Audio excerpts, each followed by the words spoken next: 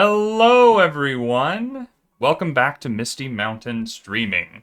I'm the D&D Wannabe, my name is Rob, and these are my wonderful players returning again for another session of Miskatonic Misadventure. Hello to the chat. I see the peoples. We have Majestic Biscuit coming and hanging out. Mirth of Frogs is here. Existential Nerd is here. Thank you guys for coming and hanging out with us tonight. We're excited to get back into things. You may notice that we are missing a player this evening. If you remember last week, we mentioned that Brian would be at MegaCon in Orlando, which just wrapped up. Fun show. It's done now. That's a big one for the company always. It takes a lot of effort and a lot of people. And he is traveling today, so he unfortunately will not be able to join us. We miss him. You miss him. We'll see him back next week. In the meantime, however, let's reintroduce ourselves to the other faces here on the screen. I don't think I ever started with Mike, so we'll start with Mike. I cannot confirm or deny that, but I'm happy to be started with.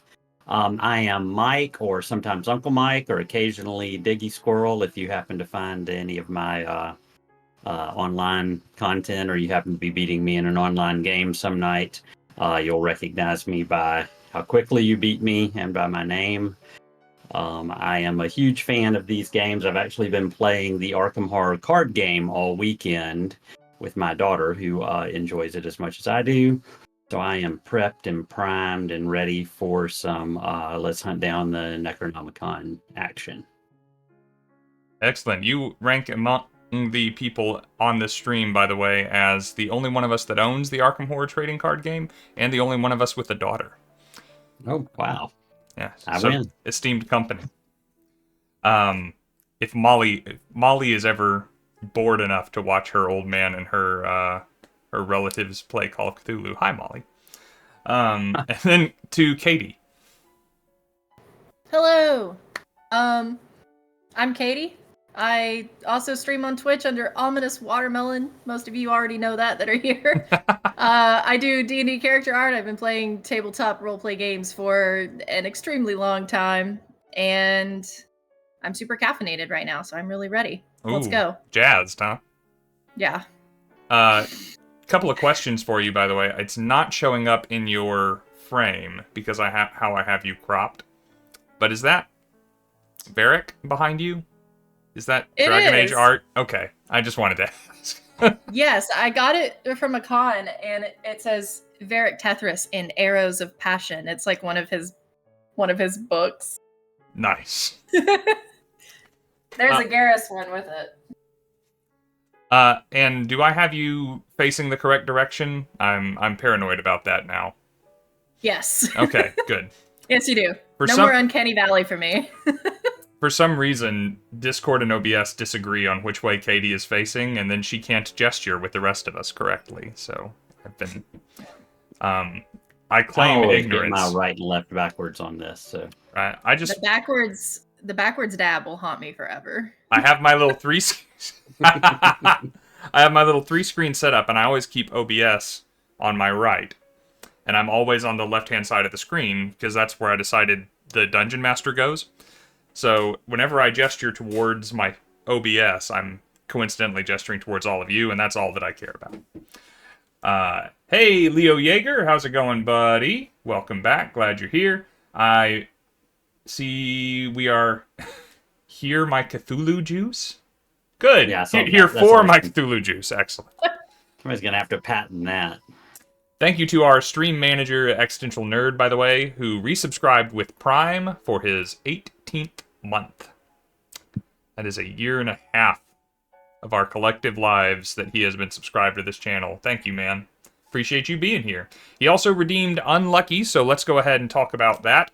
We are finalizing. We're still kind of twisting the knobs and fine-tuning how audience participation will work for this stream. And I think I've got it balanced now, where you can spend 1,500 channel points to give any of the players 10 luck to spend on whatever they want. There's 3 of them, so, spend some channel points and help out the people. This is Cthulhu. They might need the help. But because this is Cthulhu, you can spend 2,000 points and give the bad guys 50. I figure that's probably proportional and fair. They're never going to miss us, Katie. Yep. This is fine. It's why I also turned my Elder Sign to have a red halo instead of the cool green one that you guys have. So it's scarier now. Gotcha. Speaking Is of... it red? Say what? Is it red? Wait, I'm colorblind. It has a Is red, it has a red halo around a green Elder Sign. Oh, okay. Which doesn't help that I paint all of this in Yeah, I was red about to say, light at the end of the your day. entire Hang on. your entire I shot can't is tell. red, so we're just gonna Give it take a second. There's a go. Oh, that just kind of turned it disgusting now colors. you can see it. Yeah, A little bit there. How about there? Ooh, I actually like the green. I might leave the green. it does. Oh. It does match the Green, overlay Nice. red, better. green, red. We're gonna go with green. Now everybody knows how the sausage is made.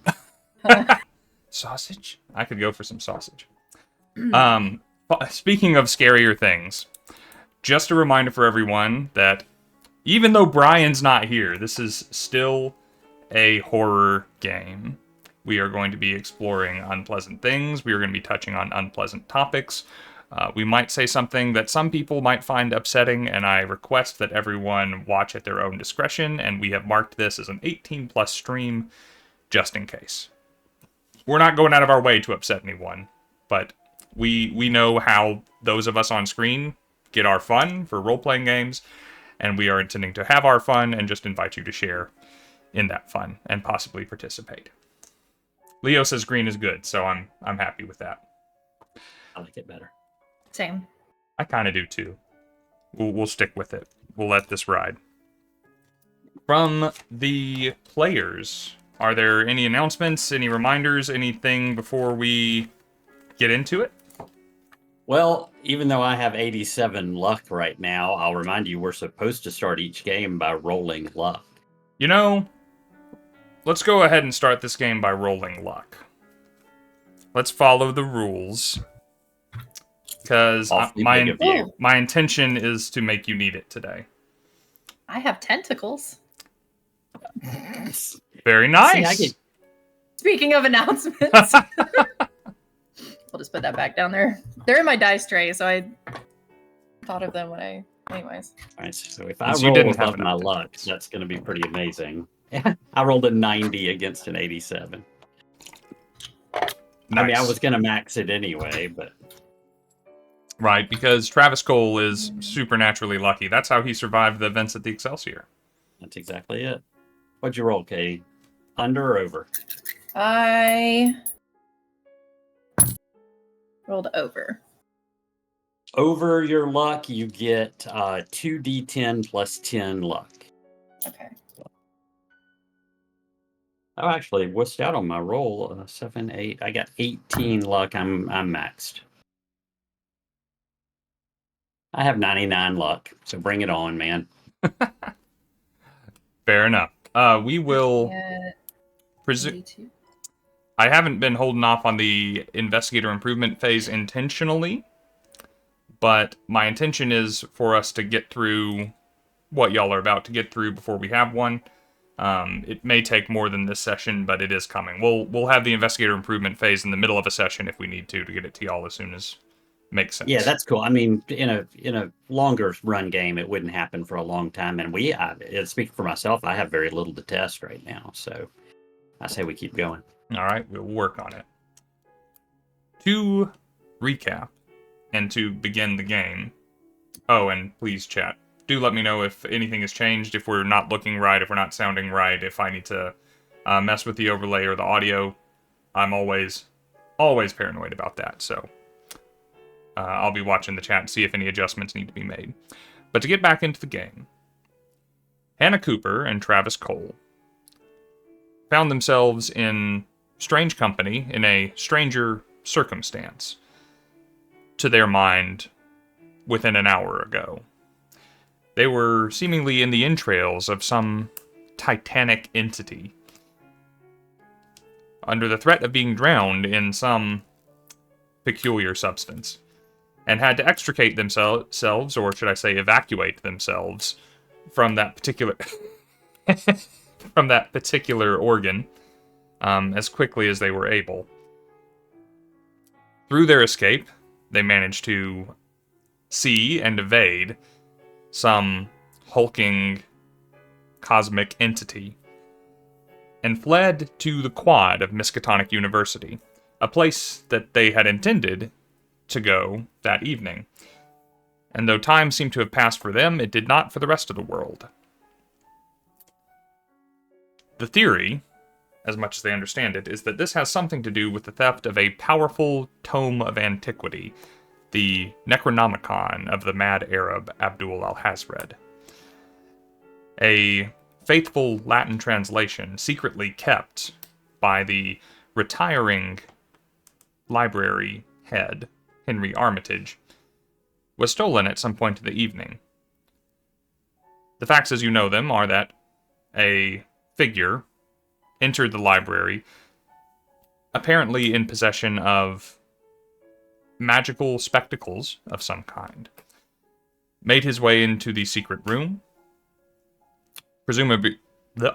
presumably purloined the book in question, and absconded with it. There are some things that don't add up, some missing details. Alvin Barlow, Armitage's friend, is convinced of the involvement of a Irish gang known as the O'Malleys, who keep company down by the Miskatonic River. And he has persuaded your associate, your erstwhile companion, Brad Xavier, to go beat some answers out of them. The two of you are left to your own devices and aims and stand on the steps of the Orn Library. A young woman that you rescued has been taken by two local physicians, Herschel and Agnes Abbott. You received their names, though I didn't have them last week because I lost a notebook. And Armitage has promised to give you word if the woman wakes.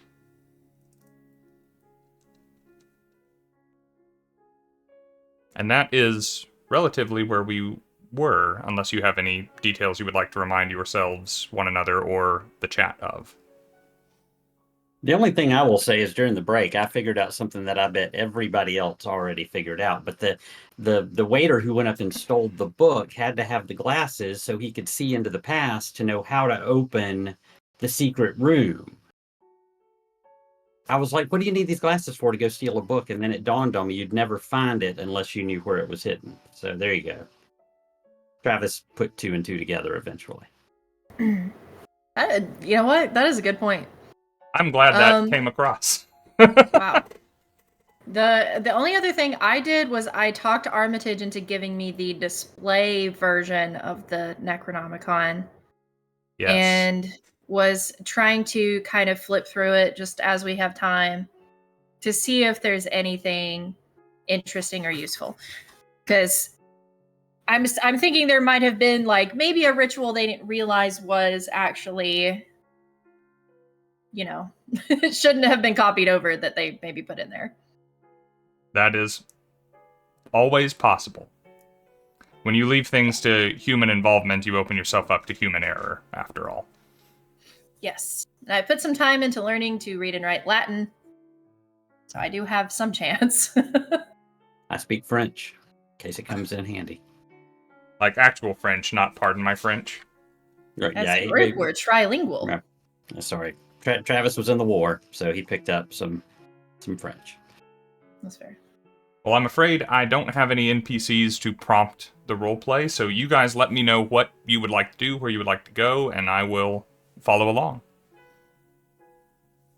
Hannah, I think our plan was to go down to the venue where the party was and see if we can't figure out exactly how we were, let's call it, kidnapped, so we don't invite worse puns than have already begun. Mm-hmm.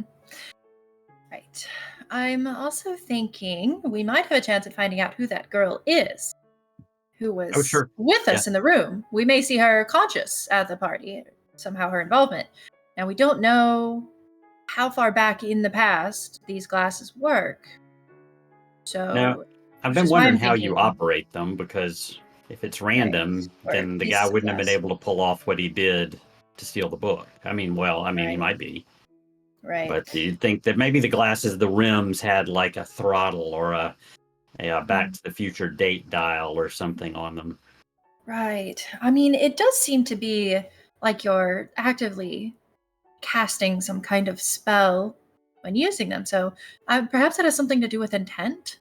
And maybe just Also what you're thinking possible? about when you say it. We can try it the next time we do it. Right. Do you want to go get Regardless, yourself a blue shard before we leave, or you just want to borrow mine when you need it? you can go grab one if there's one left. I believe our other one left with the other gentleman. Brad. Yeah. It's fine. Well, whether you have one or not is up to Rob. I'm happy to go get you one. Otherwise, mine's in my pocket, my shirt pocket. Grab it when you want it. Now, this is a surmountable problem, but the shards of glass are in a secret room that you don't know how to open. Yeah, that's right. That's right. Yeah, we should have Okay. thought of it sooner. Well, we already think that. I mean, this didn't come up in the recap, but worth reminding each other and everybody that you and Brad got the impression that Armitage wasn't remotely telling you everything. Right. I did find it a little suspicious that he would let 3 people he just met into a room full of the most secret possessions that he has.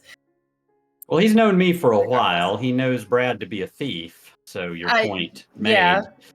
And Just he doesn't met know me. you from anybody. So he seems desperate at best, and luring us into something more dangerous than he's letting on. Than at worst. I hardly suspect a man like Armitage ever tells a sentence that is 100% true. It's good to Regardless. be cautious. Yes. I agree with that. Hey, and as we go through this, I don't want to derail our usually derailed stuff anyway. But now that Brad isn't here, Travis is like, "What the hell, Ellie? Why am I calling you Hannah?" Well, I It's assume both we're ways. like, right. We can Yeah, kind of I have this take her outside to conversation smoke as we're like cigarettes, so while we're headed walking to the towards- place. Yeah. Well, it's been a long time. 10 Several years, obviously. It's, some things have changed. I decided that bootlegging was no longer the job for me, especially when it no longer became necessary. Thank goodness. It only was romantic when it was illegal. Well, there's still some places down That is south where true. it's plenty illegal. If you want to move. But no. I like the fair weather better than humidity and bugs. Thank you. I just have new employment now, and this employment plus the things I'm interested in finding out necessitated a new identity.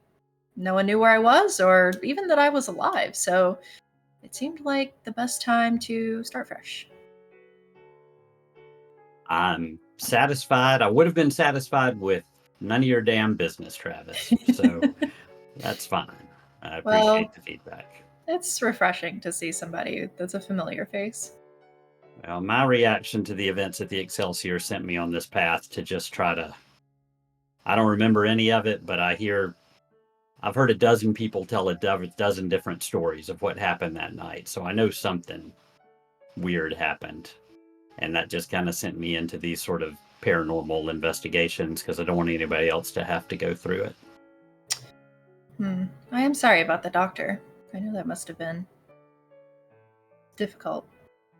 Me too. I wish we had got to know each other. I started absently fiddling with this really nice silver lighter when you mentioned him. All right. Shall we go to the place where the thing happened? Yes.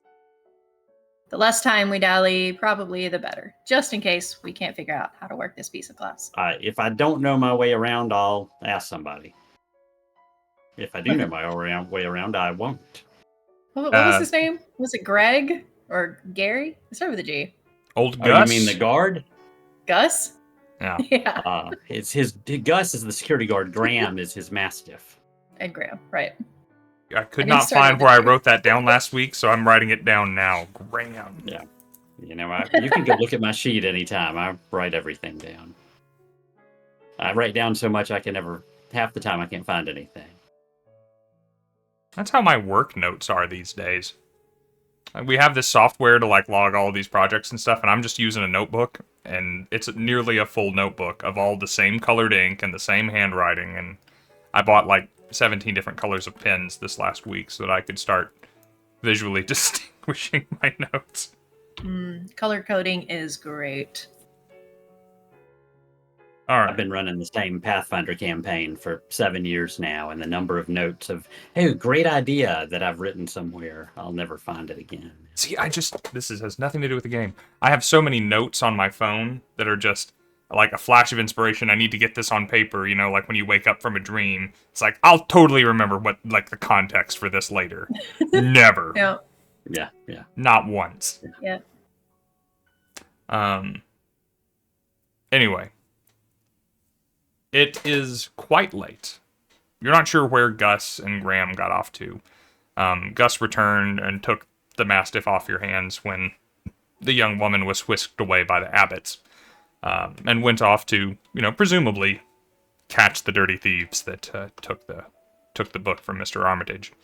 You gathered Gus had no real appreciation for what was actually going on, but that someone was out there with the book that shouldn't have a book, and needed to bring them to justice in some measure, considering himself Travis Cole's occupational equal in terms of bringing ne'er-do-wells to justice. I like that he was sent out with the mission of find the missing book. I mean, that shows either he was underfoot and had to be dismissed, or, you know, they actually thought, well, you know, every now and then he might get lucky. If we all die... It's better than nobody looking for it. Gus has a 10 in everything, but he is lucky as hell. Yep. If we all die, you know he has to show up at the end with the book. Yeah, that's right. That would be great. Oh, yeah, Just just combing over it and cat steepling his fingers and cackling. Someone threw this in the garbage, and I found it. Yeah. Right under an old Playboy magazine. And his dog casts a shadow of like a Cthulhu monster. Yes. There's just like... Yeah. So there's no one really around for you to ask, Travis, but you don't need directions. You've been here enough times. You know where you're heading, and it is the Ward Hall, which you remember someone explaining this to you once upon a time, that Ward Phillips was the first dean of the college back when it was established, and he hated the idea of a place called Phillips Hall. He liked his first name better, so Ward Hall was how they dubbed it. It's part faculty offices, part administration, but there's a large section of it that's used as an event space and gathering, and where the trustees and the alumni will gather. And there's a large carpeted room where the college can entertain when it needs to. And you hit a snag at first, again, not knowing where Gus is, that all of the administrative buildings of the university are locked because it is well after dark. But you make your way to the front doors of the building, unless you would prefer to go in the back. Well, I mean, if there are doors other than the front doors of the building, knowing what Hana is about to do, we'll make our way around to the back, and I'll just test windows every so often as we go to see if any are unlocked. Sure. You see what I'm saying? You know With what? the assumption we're going to find a back door that she picks if I don't find an unlocked window. You've never been luckier. So why don't... Actually, well, let's do... It's always the lowest luck in the party. Are you maxed out on luck as well, Hannah? No, mine is currently sitting at 82. Okay, roll your luck and try and roll below an 82. Do your best. I know it'll be tough. How's it going, Holdren? I see you there in the chat. What's up, buddy?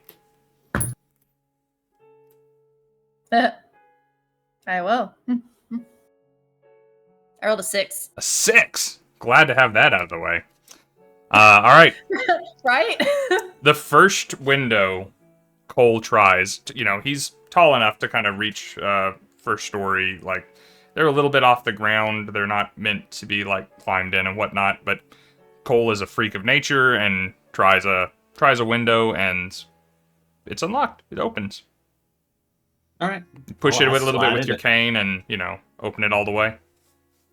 Yeah, we just listen for a second just to make sure nobody's in there, typing or having an intimate rendezvous or anything. Nope. And okay, I attempt to pull myself up, and I'll actually, you know what? I'll better if I try to get in and then pull you in, because you probably can't pull me in, right, Hannah? I'm stronger than I look. Well. I don't know if I pull Travis through a window strong, but I'm stronger than I look. I'll boost me if I need it. I'll try to get in there, and then I know I can pull you in. Okay. All right. I'm basically a ladder. I'm a human ladder. In the interest of time, this is not terribly difficult, and security is pretty lax right now, considering it's mostly been entrusted to old Gus. You guys make your way into the darkened faculty office of one of the members here. By the light coming in from a lamppost through the window, as you guys are kind of entering in the side of the building, you see the nameplate says Sebastian Moran III. He keeps some weird stuff in his office. It looks like maybe he's the drama teacher, or maybe he's just into some weird stuff, or has some old curios really in keeping with the college's aesthetic. But there's like skulls of critters and stuff on his wall, and some like hieroglyphics and some other stuff. Like, he's into, either he is personally into or occupationally into strange old things. All right, well, there's a perfectly good flashlight in the trunk of my car, but for now, I look around his office. I'm not really expecting to find anything, but if there's any sort of portable light, we'll take it. Are there any lights on in the building at all? Like, do they keep hall lights on or anything, or is it just dark? From as you were approaching the building, you didn't see any lights. Okay. I mean, I've got a lighter, so I'll click it, because we don't want to just start flipping light switches, right, Hannah? I doubt that anybody is watching at this time, but I don't think we want the light on in the window that we climbed through, at least. Yeah, I agree with that. And I'm going to turn around and lock that window while we're in here, just as a note. I love it when I don't have to assume for your characters. But, I assume Travis and Hannah are smart enough to at least close it, but to know that it's closed and locked is... Thank you. That's a great call. I didn't think of it. Yeah. I mean, I'll rifle through his desk a little bit and see if I see... Too bad I didn't keep that other talent where you just find things when you're looking for them.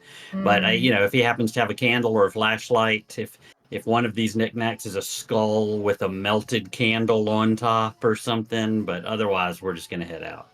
Okay. He seems the type to have a candle. This seems like absolutely the kind of guy to have a skull with a red half-melted candle on top. You described it perfectly. Yeah. And as you light that candle, and so you're taking this presumably from the office to be the light source for you guys. Yeah. It kind of lights the half glass, the old foggy glass that used to be on several doors. I wish it was still on more. I thought it was really cool. It says also Sebastian Moran III, Occult and Extranormal Properties Studies. Well, we picked an interesting... Occult studies. Certainly themed well, isn't it? Yeah, I don't know.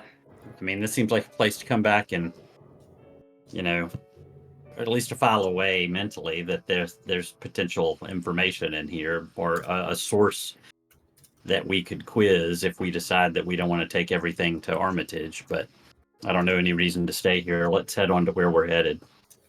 Right. And if it's interior or basement-y or something like that, then we can just turn on lights when we get in there. Quick question: is there a wait? Pictures aren't really a thing yet, are they? Are they? Like photos? Photos are a thing. Oh, sure. I'm just Yeah, wondering they if were there's taking like pictures a. in the Civil War. Yeah, I'm just wondering if there's like a photo of him in this office anywhere. So if we like, I can look at it and see if I like see him later, I might recognize who it is. You know what I mean? Maybe Make there's a a, faculty book or a wall, a Maybe faculty wall. Like a yearbook, even. Might Be be. possible. Make a spot hidden roll. Just make it an easy, not an easy, a normal success, please. Okay.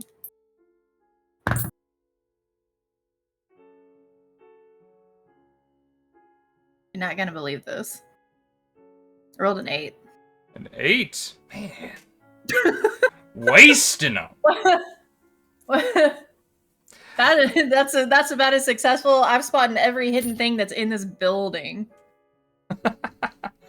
By the light of the creepy occult candle, you and Travis spend a second looking around the room. Takes a minute or two, and you're kind of looking through the shelves, looking for any sort of portraiture, and you see a small framed photo, like on a little photo stand on a shelf, that has been toppled over, and it was almost flush with the shelf itself, and it was a little above your eye line anyway, and a little below Travis's, frankly. But you discover that, and you turn it up, and it seems to be two figures kind of shaking hands in front of this building. It's a newspaper clipping from when the Occult and Extra Normal Properties Studies was founded. Like, it's a fairly recent addition to the college, looking at the date in the paper. Only a little over 2 years ago. And Sebastian Moran is listed underneath the photo in the little subtext as the figure on the right. He's a little younger than Travis, you suspect. He has a kind of a pencil-thin mustache, thin, dark hair. Seems fastidiously, if perhaps a little old-fashioned in his dress. Completely erect posture, just stiff as a board. Sorry, that didn't make it sound any better either what time that I said it. But a well-groomed individual. Travis is 52, by the way. I think more than once he said Travis's age, and I don't know that we've ever said Travis's age. So Travis pardon is me, yes. 52 years old, yeah. So this is a fellow in his mid to late 40s who looks like he could give Gomez Adams kind of a run for his money.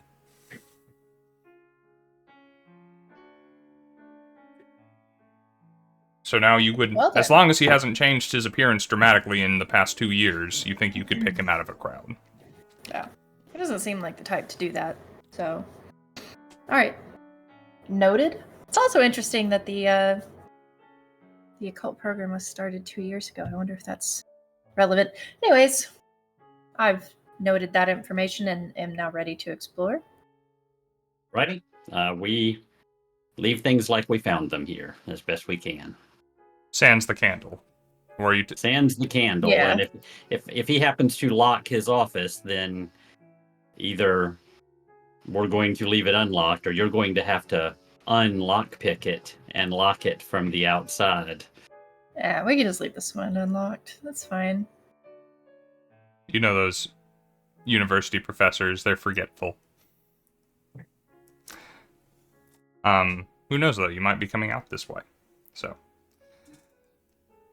So taking the candle with you in this kind of shrunken skull on top of it, with the red wax beginning to melt down, you make your way into the hallway. And it is an interior hallway. And Travis, you kind of have a general sense of where you're going. You kind of make your way towards the front hall, and then, if you remember right, that front hall kind of leads into some of these extra spaces, and you'd been to these places before. This is kind of where Armitage has received you in these situations, and essentially you have a sense of where you're going. When you come to the hall, though, it is a tiled floor, and this is your first time being in here, Hannah.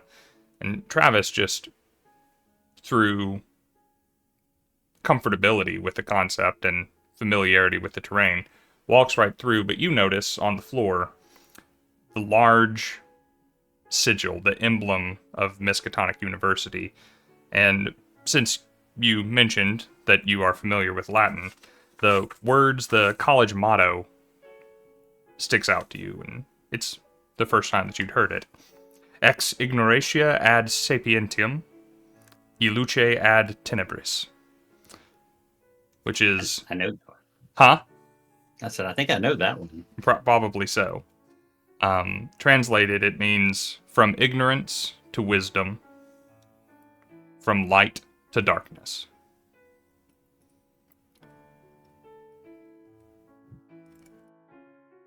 Not We from will darkness thank- to light, but from light to darkness. That's interesting. We will thank Bioshock for me knowing some of those words. We'll thank Bioshock for a lot of things. Fair. As we're walking through here, Rob, again, I know I keep asking for stuff, but we lost our... I don't have access to my trunk full of stuff. I have my cane, but if I happen to see anything pointy or a baseball bat or anything like that, I'm just going to quietly pick it up and hand it to Hannah. Because we're going to the place where we got kidnapped. Well, I was going to ask, typically in my profession, I would have like a knife in the back of my shoe or around one thigh, that kind of thing. Never checked to see if those things would still be there or if they were taken from me. So that would be a good time to check. Weapons on hand. So, assuming that it is something that you bring with you, that it's on your character sheet, and you don't keep off of your person, like Travis very practically keeps some things in his car, nothing was removed from your person in the process that you underwent. Okay. Yeah, I would still have a gun, but I do not have that on me all the time. That's a bit impractical. The knife, however, would be there unless forcibly removed. So would it have been in a checked coat? Would it have been in a handbag? Would it have been at your hotel room? No, like around one leg. I think like she's a saying it's holster. basically, it's in a garter. Yeah. Okay. So a Derringer then? Yes. Like I thought she had a knife. You're talking about a gun. My bad. Oh, no. Oh, the gun itself would be in whatever transportation I have, assuming I own it. If I don't, then it would be wherever I'm staying currently. You would know if you own a vehicle. That would be based on your credit rating and how you decided to spend it. Right. Or rather, I My should credit say, rating- I would not know if you have a vehicle, because it would be based on your credit rating and Fair. how you spent it. Travis has a Fair. plane. I have Abernathy left me all his money, so I'm actually, you wouldn't know it to look at me, but I'm stinking rich. Right. Well, my credit rating's at a 40, which I don't think is amazing, but it's also not terrible. No. It's middle class. I mean, Yeah. So you might would have a things. car. You might have a vehicle. You might have even brought it with you today. Or you might have taken a cab. That's up to you. You're at 40. I think you're comfortable. Like you pay your bills. Yeah. Mhm. We'll say I have a modest vehicle then, and it's Okay. parked here at the Probably university best. somewhere. Probably best not to be too flashy with it anyway. All right. So Guns in that car. you have a gun in the parking lot, in this parking space next to Travis's car, coincidentally, somewhere out there. And you will have to drive separately now. Sassy Skittles is disappointed to know that there's credit ratings in Cthulhu. Not only are there credit ratings, Sassy Right. Skittles, you have to spend your development points to not be destitute. Yeah, So, you can either be less good good at at fighting other or things. have money. Being rich is a literal skill. yeah, exactly. I'm like Batman. I was- Aquaman asked him, "What's your skill? What do you do again?" I had really rich parents. Yeah, I'm rich. My superpower is And rich. then they died. Oh. Yeah. So rather than just handing you something, I asked, "Do you need a weapon or something?" You all right? Yeah, I will just hold up one finger, 1 second, and just hike up a skirt, pull out the knife, kind of flash it between, like hold it up for a second. I'm good. I don't need something heavy. If you find something better than your cane, you keep it. Alrighty. Yeah, nothing better than the cane. All right, we go. All right. We will get there eventually. Presently, you find yourselves in the event space, and it has been tidied and cleared away, but it hasn't quite been reset into an empty hall. As you approach, you see kind of an umbrella stand and a hat stand just to the left of the doors as you enter into a large, red carpeted room with high ceilings and basically an extremely open floor plan so that it can be modified to suit the event. There are round tables about chest high, kind of situated throughout the room so that drinks and hors d'oeuvres could have been set down and people could mingle about or leave things as needed. There is a modest little shelf and almost a pulpit, as it were, but you imagine was probably a small cocktail bar for the event. A few lower tables and a stage at one end that has been assembled. It's not part of the room as standard, with an elevated table and some seating where guests of honor presumably would have been throughout the proceedings, and Armitage. The tables, these few chairs, tablecloths remain, but the bulk of everything else has been cleared away. There's a few remaining umbrellas and the umbrella stand and a hat, Travis, that you recognize as your own, still on the hat stand. I shake my head and I look at the hat, look inside it, whatever, and then I put it on my head. You see a few doors leaving from this room that only go places you can guess. But that is the scene before you. And it has no windows, this room, so you quickly identify where a light switch is and are comfortable flicking it on if you wish. We definitely do so. I mean, look, I'm a cop and Armitage is a big shot. We're here working for him, so it's more the hassle if somebody comes in here and accuses us than the actual trouble, I think. Right. You're a cop. I'm very fast. I think we'll be fine. Yeah, exactly. I'm very slow, so that works to your advantage.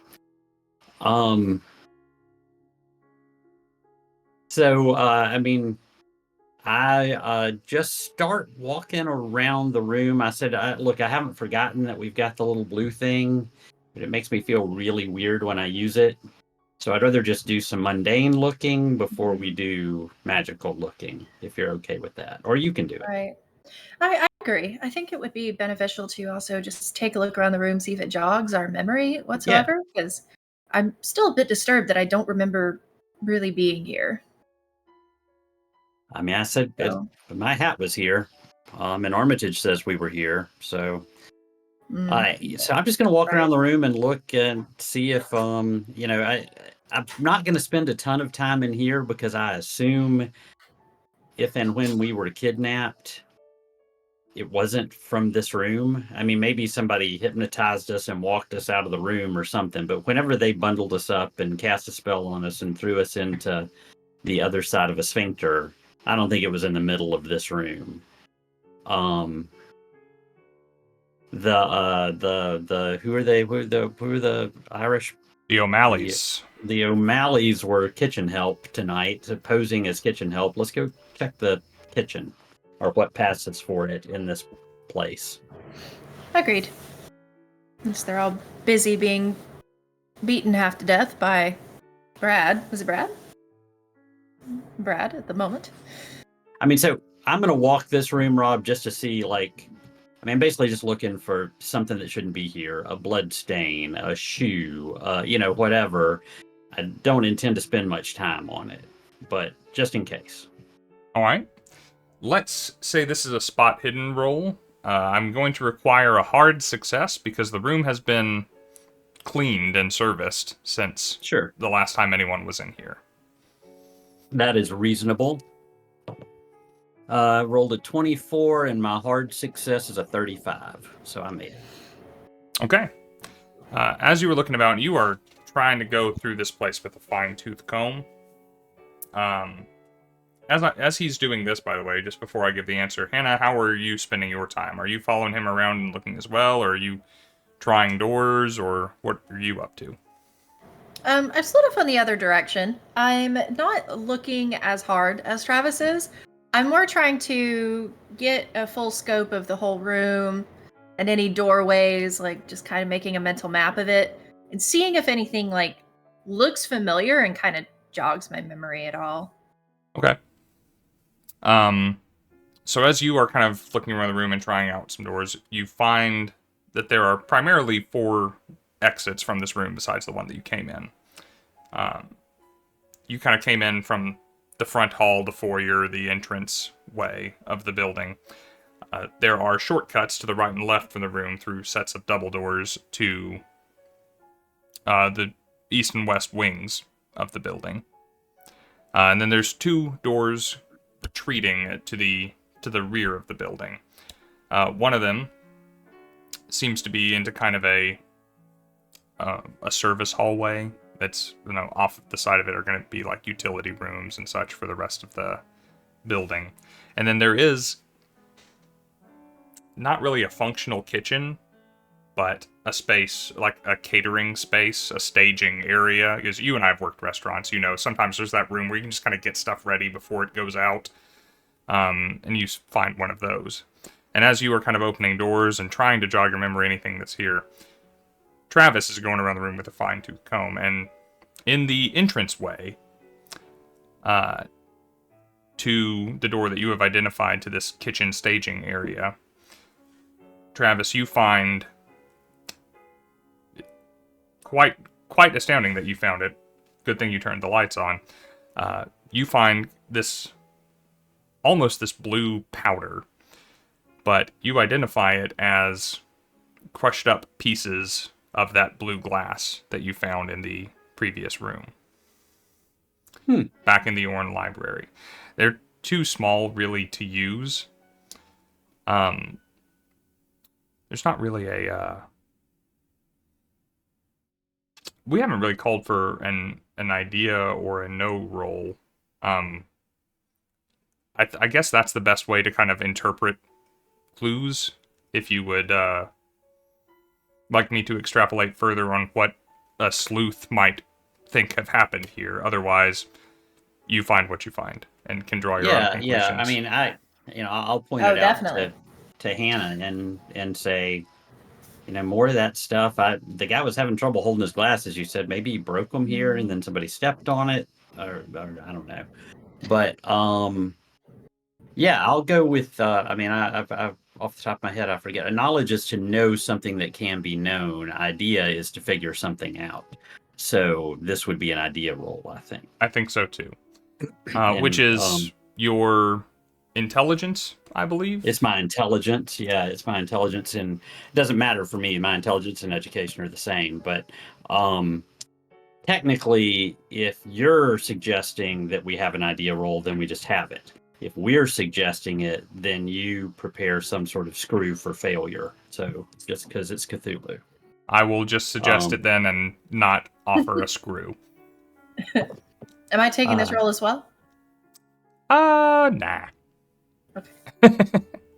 I made it. I did not make it by any special degree, but I made it. So your impression of the clues that you found in both the rooms.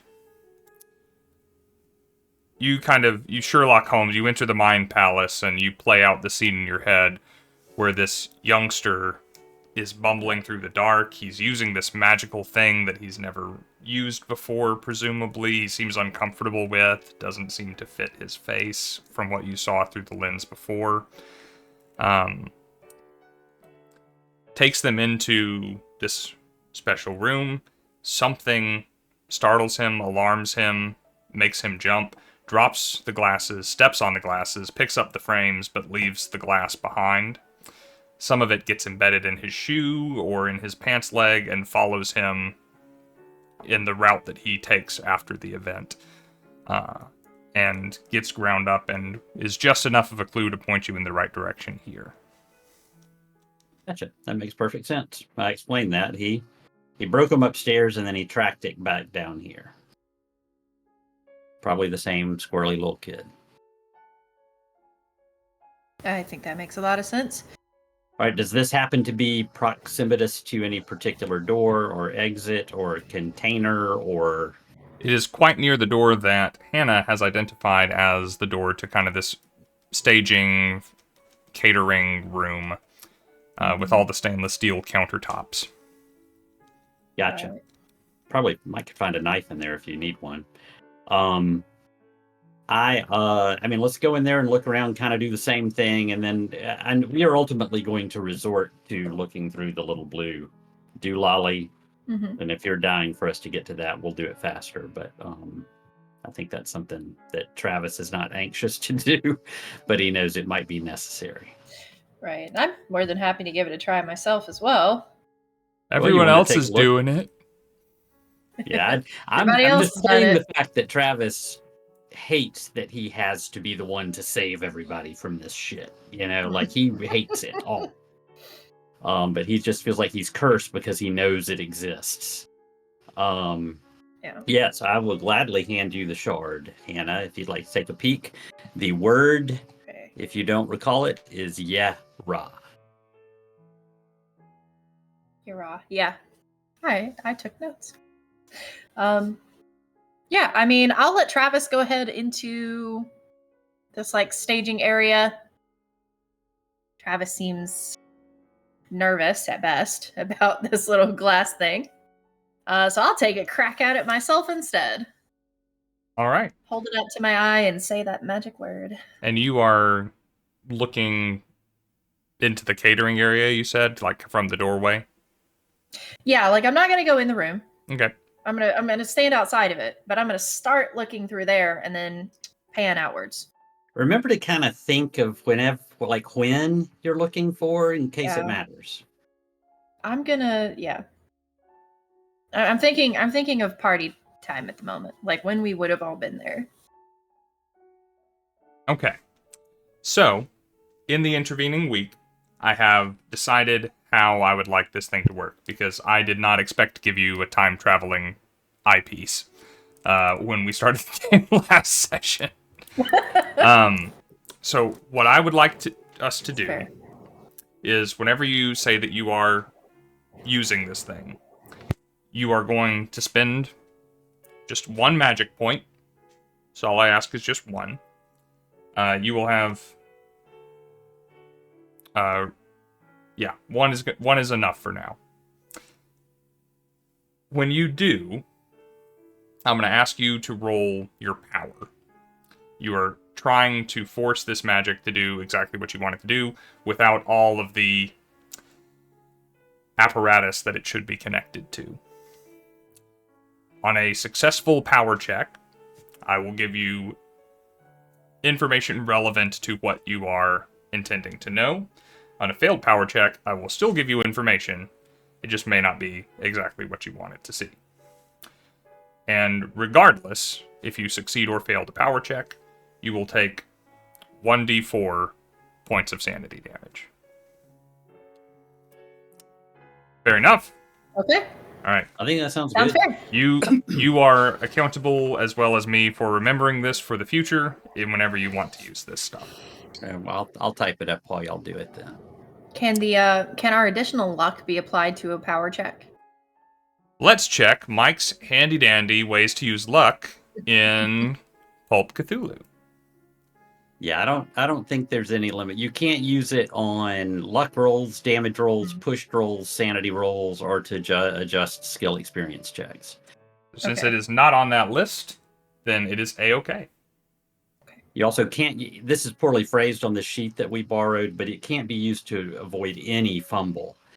The way both this and the book say it is you can't use it to avoid 100, but if you're rolling a skill that your roll is under a 50, then your fumble range is larger and you still can't use luck to get out of that either, according to errata. Ah, makes sense. Like, you can't use it to escape the dire consequences of a very bad roll, basically. That's right. You can, Yeah. however, use it to push yourself into a different category. So, like, if you needed a right. hard roll or whatever, you can do that. Okay, yeah, makes sense. Power.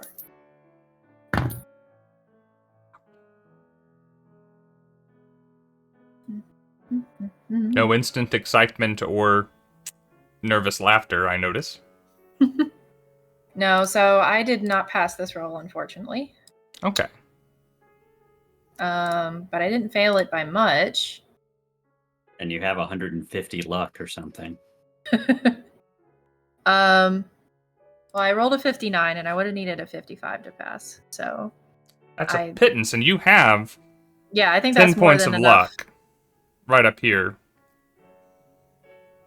Yeah, I think that's worth some luck for sure. Okie dokie. Do you want to spend your character sheet luck or the luck from the chat? We have to use all 10 at once, right? If you use it, you use up to 10, and it's gone. Use it. Okay. Yeah. Don't let him talk you into using your 10 luck this early in the night. He's Yeah, I think trying I'm so just gonna- hard. They're to just get you gonna to buy waste it that. again. Not necessarily. I'm going to just use some for my character sheet this time. Okie dokie. I mean, at the start of the next game, you were getting Trenton. 11 luck. That's a guarantee. Yeah. So keep that in mind. So I'll use 4 to push that down to a regular success. Okay. With that, you imagine so what time are you looking for? What time are you trying to see? Well, the thing I'm trying to find out is who kidnapped us. So it would be... Let me ask this. When they used it earlier, did I notice was there like a time limit to how long the vision lasts when we're using it?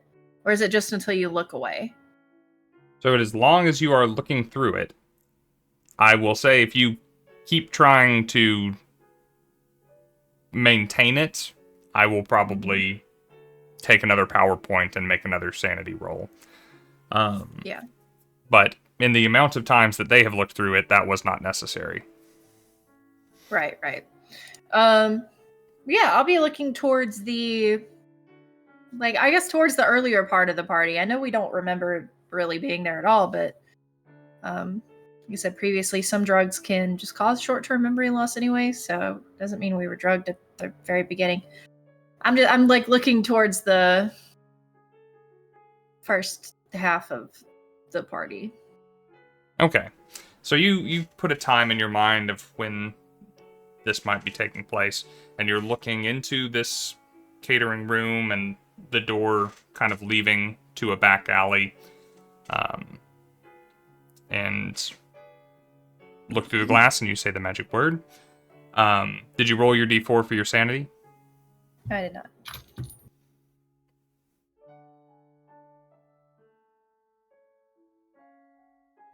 That's a 3. A 3. So 3. This is not as bad as it could have been. Definitely not great. How was your sanity, by the way? It's at a 48. So remember, this is still all the same day as you were dealing with being inside of the entrails of some God knows what. Yep. So I hope you're keeping track of the sanity that you have lost thus far in the adventure, because you might hit a certain threshold. Yeah, we're not there yet. Good. We want to draw that out a little more. So what you see is a mass of identically dressed people. And you actually watch as someone just kind of seems to evaporate through your point of view as someone walks through where you are standing into your field of vision. As this is a very high traffic area, you almost want to step out of the way as someone begins to pass towards you with a tray of hors d'oeuvres held up by one shoulder. Black pants, black apron, white shirts, Black Tie seems to be the name of the game as far as everyone in the room that you were looking at. There are people meticulously placing little quiches and little spears of olives and cheeses and preparing things to be going out. There's also just no audio to anything that you're seeing, obviously. But there seems to be some visible chatter amongst some of them. And there seem to be 3 or 4 of them in the corner that are just kind of separated, and the rest just seem to be avoiding them a little bit. Yes? I do have a relatively high read lip skill, Mm-hmm. which I will trying to be passively utilizing while I'm viewing this audioless cool. image. You can go ahead and make a roll. Let's see. You're pretty close range, and though you're looking at it through the blue glass, the room is well lit when you are seeing it, so I don't think this is a difficult roll. Let's just call it a normal success. Okay. It still won't be super easy, but I did put some points That's why into you it. got luck. Oh, wow. Okay, well, I would have needed a 35 to pass, and I rolled a 40, so... 35 to pass, and you rolled a 40. So...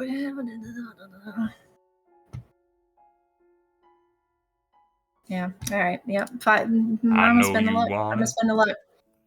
Yep. I'm spending the 5 luck, yeah. Okay, nice. So you're scaring through this, and you actually, Travis, you watch her like take a couple steps forward and kind of squint through it, and you see somebody talking about what that one broad is wearing in there right now, and whew, if I was making a few more hundred a month, I'd be in there, I'd be in there with them, chatting her up first. You see another person saying, "Oh, why can't we eat this stuff? I mean, if it's good enough for them, it's good enough for me." I had never got the seafood like this, and they wouldn't miss it, these muckety mucks, if some of this went missing after the fact, Mm-hmm. Other fella is saying, just trying to control, like, this is going out there, and this very much the captain of whatever is going on in this room. And there's those 3 or 4 in the corner, who seem to be a little bit segregated. One of them has a cigarette, and seem to be mixing and mingling and interacting with the others as necessary. But they're clearly kind of talking in hushed tones, and luckily you're able to read lips, because you doubt even the people 5 feet away would be understanding what they were saying. So, look, this will all... And I'm just trying and say this relatively monotone, because you're reading lips. Look, this will all be over soon. This is just like any other gig. In a minute, she's gonna arrive, and then we're just gonna give Dara a break. See if he's up to muster. It's about time he got his hands dirty. And how can he fuck this one up? And then you see most heads in the room turn towards the door in the back. And the one smoking in the corner puts his cigarette out and walks towards the door. Opens it with his back to you. And this is a fairly large framed individual. Takes up most of the doorway. And from where you're standing, you can't really see what he's interacting with or who. But you're not stuck where you're standing.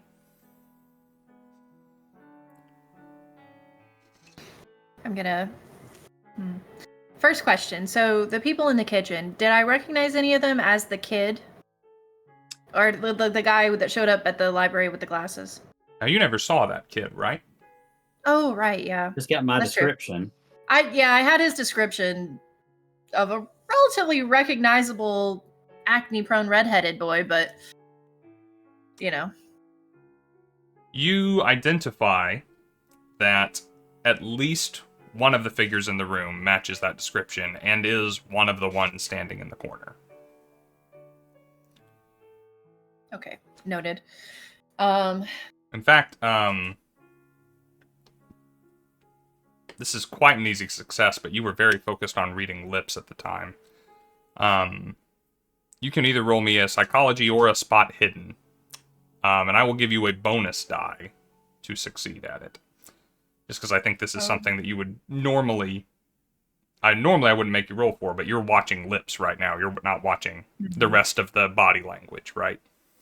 Yeah. Well, my spot hidden is better, but I've already checked off that skill, and I am gonna try psychology instead to see if I can get a check mark in it. I will remind this is a custom roll. A custom rule we are using. Normally, if you spend luck, you do not get to check a skill, and we are playing that way. Normally, if you use a bonus die to succeed at a skill, you also don't check the box. That we're not playing with.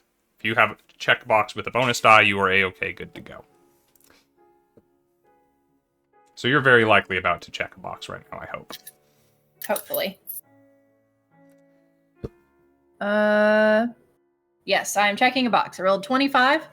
Funny enough, 2 20s. Is that a normal success, hard success? That is a normal success. Excellent, okay. You actually noticed, as he was talking about, we're going to give Dara a chance to get his hands dirty, he was indicating the acne-plagued red-headed youth, who, it is worth saying, is visibly sweating through his white shirt. He's not having a comfortable, good time with whatever is going on tonight. Okay. I haven't seen this kid, but I will do some math and say 1 + 1 =... That's probably the same kid.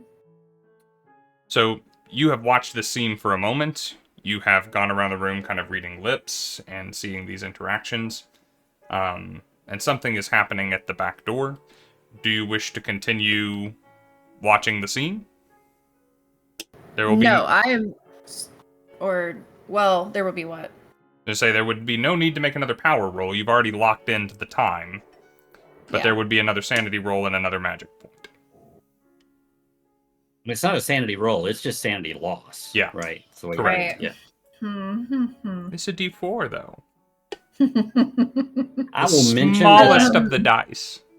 What I have been reading all this time, Pulp includes another feature of psychoanalysis. Psychoanalysis in the main game is basically if you're playing a really long game, then you can treat people between scenarios basically to give them their sanity back. There's what they call the quick and dirty method in Pulp, which lets somebody with psychoanalysis some sanity back to somebody just by giving you a shoulder to cry on or whatever it says. It doesn't say how often you can do it. It doesn't say how long it could take. I would say that sometime when we're alone in a car and not under stress and not doing other stuff. But at some point, I'll be able to give you a little bit of sanity back. You can also spend luck to reduce sanity cost, can you not? You can cut the sanity you're losing in half by spending twice that amount. So if you were going to take 4 points, you could spend 4 points to reduce 2 of the sanity. Interesting. Just because they like to make it complicated. So you can never reduce it 0, but you can spend it to half it. Yeah, you can half it. Oh, and sorry, you double the full sanity cost. So, yeah. Sure. But you're made of luck points. The chat has bought you luck points. I mean, we're supposed to be using luck. You're like say, if I don't use 20, I need to use 21 luck tonight, or I'm wasting it. Yeah. Yeah, I'm already in here. I want to see who that is at the door. I have a personal suspicion it is going to be our mystery girl, or at least somebody relevant. They were at my D4. Our mystery girl. The girl that was kidnapped with us. So yeah, I'm moving over there. I'm gonna see if I can see who's coming through that door, and also get just a better view of the people in the room, like as they react to whatever's happening. Okay. Unfortunately, those are mutually exclusive. Trying to see around the full body figure that is in the doorway, blocking whatever is going on out there. So you actually, Travis, you watch her as she's very focused on whatever she's seeing through this blue glass, which is not very big, in all fairness. It's like peering up through a monocle, a sliver of a monocle, as she walks through the depth of this room towards the back door, which is, closed in an unlit room. But as you're looking through it, Hannah, you see around this broad-shouldered man who, when he opens the door, begins, his entire body language changes.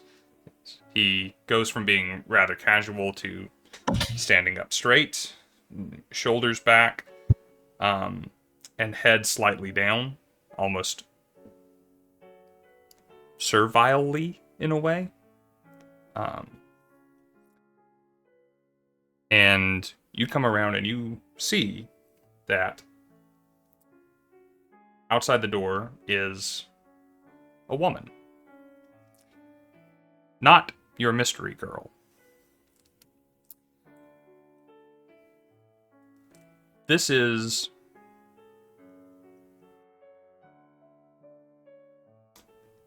handily speaking, Hannah, and you've led a pretty broad life. This is handily one of the most singularly attractive people that you've had the pleasure of seeing. There's something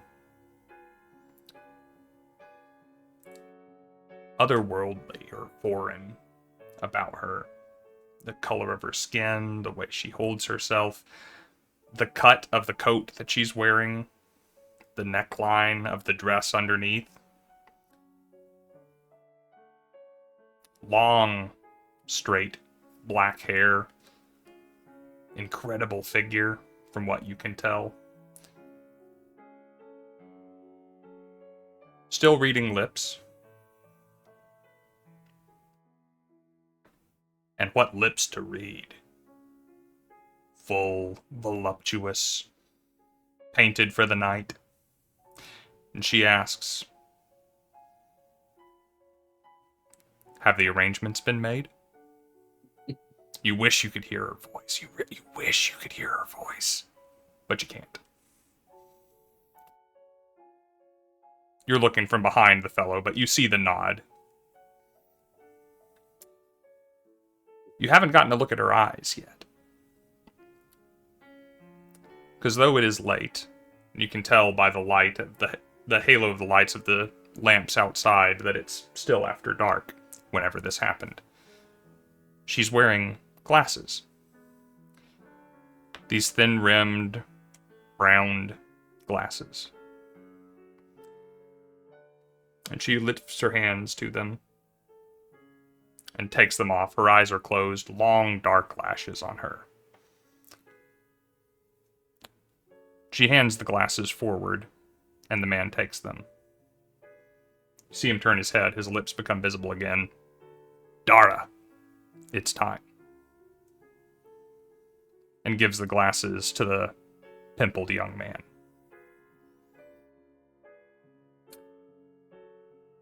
Still reading her lips. She says, I will collect with Sean this evening. And she opens her eyes. And the reveal. Startling eyes. Seem like the rest of her appearance doesn't matter at all to the gaze from these limpid pools that are of course hued blue through the lens that you're looking through. But the startling part about them, the most startling part about them, is how they are staring into your own. As she says, presumably to the man, and yet somehow directly to you, I'll look forward to seeing you then. And I need you to make a sanity roll. Oh no. Scary hot woman. Oh god. Okay.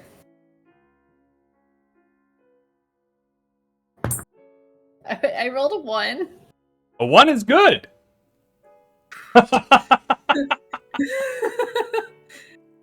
You did not roll a Mhm. 1. It's Pretty darn good. It's right You here. haven't It's rolled a a. 1. Have you rolled above a 10 tonight? Oh, you're showing a D4. He wanted you to make a sanity roll. Oh, I whew, thought you meant. okay. I thought this was for the sanity that I was losing. No. Sorry. Oh, we didn't roll that. I'm- we I'm didn't roll Yeah, that. checking you my haven't sanity. done that yet, or though. Give her that No, 1. I didn't roll that yet. Yeah, I thought that's what you wanted me to roll. You can have the 1 for your sanity loss to keep watching the vision. That's fine. You're going to lose that 1. Okay. I need you Okay. to roll percentile dice against No, your yeah, sanity, let me please. roll that instead. And remember, in case it matters, that you lost 1 previous to this. Yeah, so. you need to mark off that 1. Yeah, Well, let me go ahead and change it just in case. And no luck on sanity. No luck, luck. understood. Well, Well, we lost some in We're the first sitting- game too. So. Yeah. yeah. Yeah, I'm sitting at a net loss of 8 now. Wow. Awesome. Yeah. Rolled a 27. 27. I'm assuming that's a success. That is a success. Brilliant. All right. You're only going to lose a further 1 point of sanity. Okay. There's something about this woman in general is, to Hannah, just otherworldly almost. Mhm. There's something almost alien about her. Like she doesn't belong on this dirty world with the rest of us mortals who drink and booze and fuck and eat and fart and all of this stuff. No, she's separate. But having her interact with you was a bridge too far. And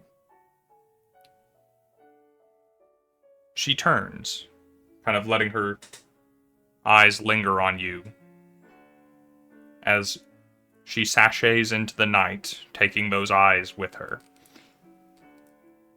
As the man shuts the door and reconvenes with his group. And continuing to stare through the blue glass, at least for a moment, you see the boy looking at him. He says, "What was the word again?"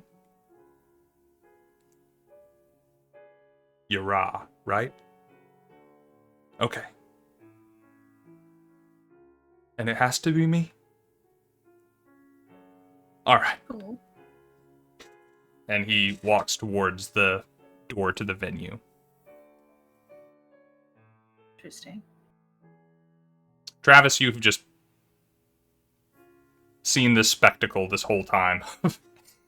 Anna roaming about the room. Yeah, I wasn't going to interrupt. I'm just making sure. I saw the kid basically blind, but I know he had on full glasses. I'm just making sure she like doesn't trip over anything and break her neck or something. Smart. So just kind of spotting her.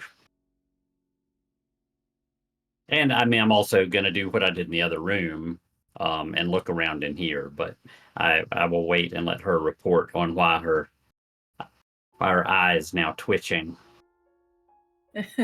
If you would, here as she's doing it, go ahead and make the roll for me. If you would do a spot hidden. Sure. Have you already checked your spot hidden? I have, and I just made a. I'm really, really good at it. That was another hard success. It is my best thing. All right. So you see her kind of focused on this corner, and then her attention kind of goes to the door, and you kind of coming over to the corner like, okay, what's going on in the corner? And you have a look around, and there's an empty trash can where it looks as though, the trash has been taken out, and people actually did their jobs, unlike most of the restaurants Katie and I have worked at, and cleared away the leavings of the evening. But tossed kind of maybe at the trash can, but it didn't quite make it in, but it got left behind in all of this. You see what looks like an empty matchbook. All right, I will, of course, pick it up and see where it is from. You turn it over, and on the front side of the matchbook, you see what looks like an image of a dinghy over a shamrock. Of course. And it says, Boathouse. And there's an address. Okay.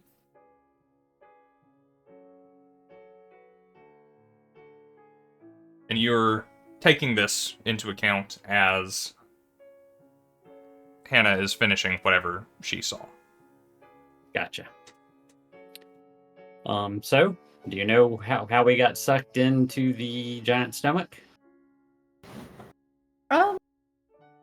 No. I might be questioning my sexuality though. That's some good blue glass. I'm afraid I didn't really see anything relevant to our disappearance per se, but I did see a very fascinating woman who is the one who showed up with the glasses that we're holding pieces of now. So she must be an important player. If she has the matchbook. The glasses. Any idea why she came here to give them? Well, Is she kitchen. like a professor or? Oh no. Well, I doubt it. I really doubt it. She's got much better things to do than be a professor, I'm almost certain. No offense to the professors here, but well, I saw the gentleman in the kitchen and they were making plans with the boy that you described, I believe, seeing in the library earlier, which makes sense. And then, as I said, she showed up with these glasses, brought to the door she came in was like the front door, right? No, it would be like the servant's entrance or like a delivery entrance to the catering area. Okay. Like out the door. You're standing in front of the door now, then you haven't actually opened it yourself, but from what you saw, it's like a back street or an alley. Okay, so she never like entered the party. No. Okay. Well, yeah, I'll pass this info over to Travis. Like, she came to the back door and was wearing these glasses and then handed them over to a very large man. And there was an exchange there, and they gave them to the boy, and he confirmed the magic word that we figured out and went off and used them, I assume. Any mention of the book? No, didn't mention the book. I feel like I should probably tell you that she looked at me. Yeah, Travis didn't even blink. Yeah, that's exactly why you don't do this shit. I mean, that's exactly it. Travis is a lot of fun at movies. Like, don't go in there. I told you. Look, you deserve it now. I told them. I tried. You get for buying that house with that creepy basement. Yeah. Well, I appreciate you taking the hit. We'll talk about it later.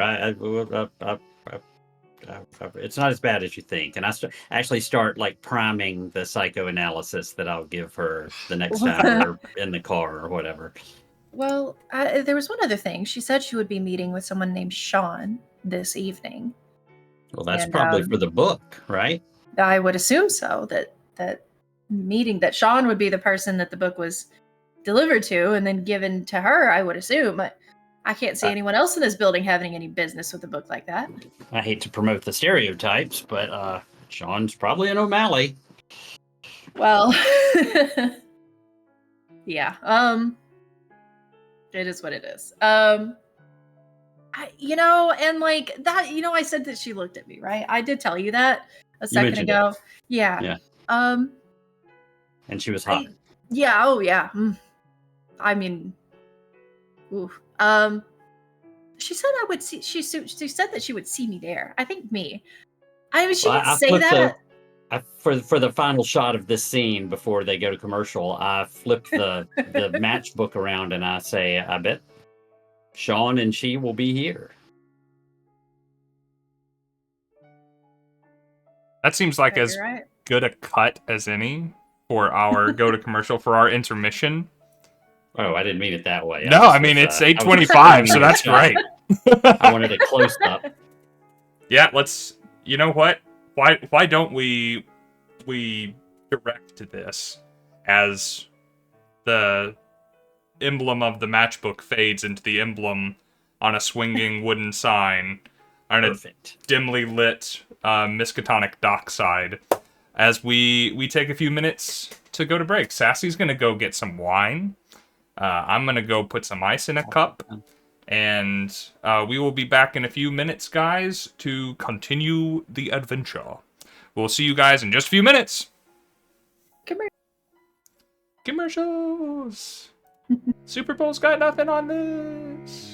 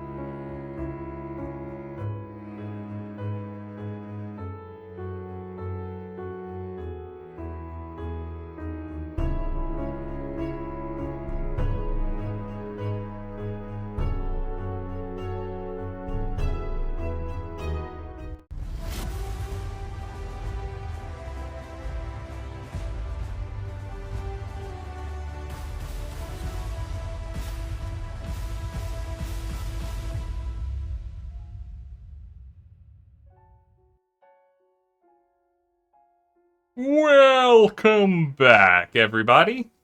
Thank you for bearing with us during the intermission. We have Wittelned outside of the Boathouse as the adventure is beginning in its sincerity. If you are just joining us, Hana and Travis have found clues pertaining to the theft of the Necronomicon from the Orn Library at Miskatonic University and have trailed the culprits to the Boathouse, a little tavern on the Miskatonic River, situated underneath a bridge, kind of just there for those that are in the know, and so the logo is a shamrock with a dinghy over it. As we zoom out from that logo that we faded into from the matchbook, we see a little street dimly lit by infrequent street lamps. Between the pools of light from those lamps, Travis Cole has parked his automobile. What kind of car do you drive, Travis? Let's see what I have here. I've described it as a nondescript sedan. So it's entirely reliable. It's brand new, but it is plain as it can be because I don't want anyone to ever remember it. Excellent. Now, did you and Hannah ride here together? Does Hannah have her car? Did you just make a quick stop by her car to get a few things out of it? Yeah, I would suggest that she grab whatever she needs and get in mine because it would take me a while to move all the crap out of my trunk that I'm carrying around. It's hard to transfer a cloaking device from one vehicle to another. It's not cloaked, it's just boring. That's my secret cap. I'm boring. If there are no disagreements, by the way, we mentioned during the break, and we'll mention for the benefit of the chat, that there was a conversation between our fade out and fade in here between Travis and Hannah. If you would detail the circumstances of that for us, Mike. Sure. So one of the things that Travis is good at, because he's so sort of sickeningly sympathetic and empathetic to everyone around, is he's a shoulder you can cry on after you've lost a little bit of sanity, and if he says the right soothing words, you get a little bit of your sanity back through the use of the psychoanalysis skill. This is an expanded use of the skill versus the core game. So that's what I'm going to try to do. As off the board, Katie can say she doesn't want me to try because if I screw it up, she could lose a lot of sanity by me saying the wrong thing.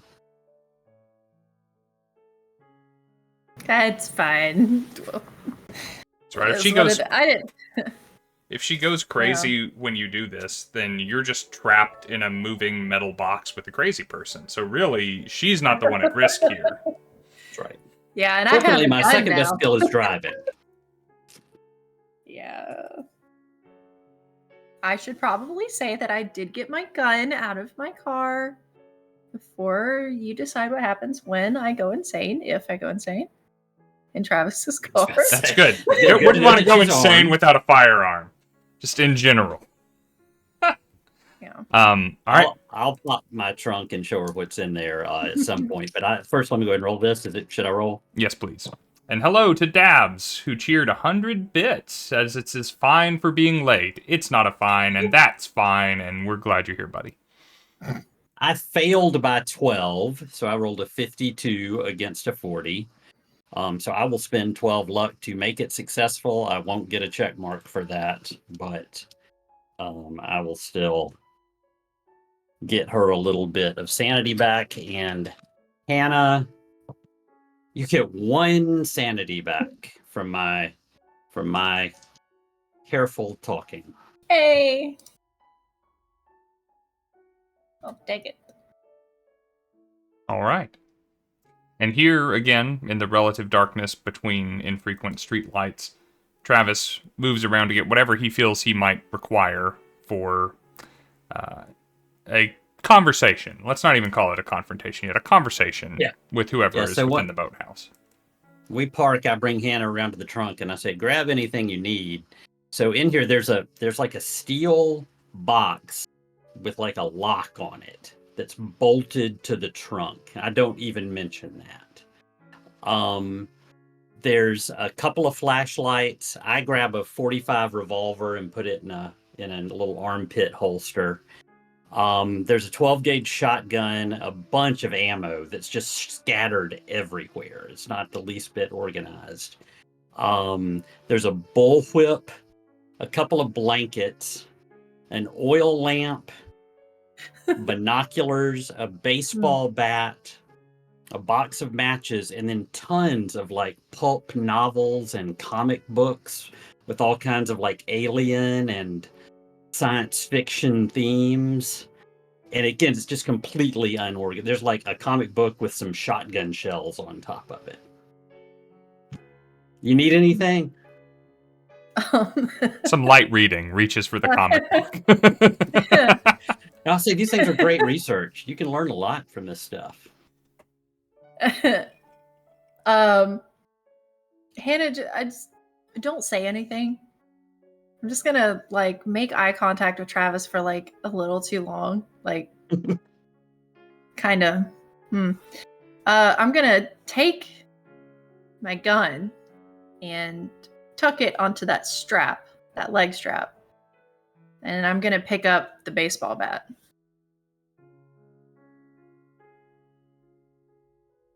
And I'm gonna step away from whatever's happening in this. This is my investigation central, my study. I'm gonna I mean, as far as I'm concerned, I look at you and I say, look, as far as I'm concerned, these are the people who are responsible for whatever the hell happened to us tonight. Mm-hmm. I agree. Okay. And I mean, I'm tempted to put a shotgun under my coat, but is that too much? I would be shocked if these people are not dangerous, but going in armed to the teeth may not work in our favor. All right, that's fine with me. I've got the pistol and I've got my cane. Right, and I'll just, I'll just have this just in case, and I'll just pat that baseball bat. Lady on the street, I gotta be armed with something. Don't want to go alarming people, armed to the teeth. However, I'm going to nonchalantly carry a piece of sports equipment famous for doing harm to people. Yeah, I mean, if we're doing that, I'm really, really good with this shotgun. Yeah. You know what? I mean, this doesn't look like the nicest area. What time is it, by the way? Just generally speaking. Your estimate, it is somewhere between 1 and 2 a.m. Okay. Yeah, okay. So it's between 1 and 2 o'clock in the morning. We're not doing anything good here anyways. Yeah, that's right. We can just go in and say we've had a rough night and we need a drink. Yeah. But at some point we're going to start dropping the names, right? Like Sean, and what was the kid's name? Dara, you said? Dara, yeah. So, probably just as well. Yeah. All right, I load the shotgun and slide it up under my coat. Like Wyatt Earp going to the OK Corral. I was going to say, Travis probably has special loops sewn into his coat, specifically for shotgun carriage. I like that. I appreciate that. Yeah, I don't have to keep my hand on it. Yeah, that's not how the feds do things. They either hide it or they carry it. Or they don't hide it. Yeah. Okay, that's cool. Thank you. I'll do that. This is not the first time you've hidden a shotgun under your coat, surely. So I'll do you another favor here, Travis. Just, a little bit of procedure. You kind of walk along a nearby bridge. You kind of lean out over the railing as casually as you can, smoking a cigarette, talking to the beautiful woman next to you. Just kind of case the area a little bit and see what you're into. By your estimation, this place is actually kind of... So the river, as it goes through town, has this stone embankment, this wall, this channel that it flows down, and it has various bridges over it. Underneath one of these bridges is the Boathouse. And there are several little docks built out into the river where people could, presumably bring a boat up and have a drink, or pull away or make deliveries in this fashion. It's pretty inaccessible from the road, after all. There is a little stone stairwell going down to these docks by which you could enter on foot. There seems to only really be, because of the nature of this place, one entrance for pedestrians, and that is the front door. However, there is a recess in this wall where it looks like you could pull a boat in, and there is a boat in there. And there seems to be no walkway from that particular dock to the front door. So though you can't quite see where someone could get in from there, you're assuming, without having gone down there yourself, that there's another entrance from that dock. Gotcha.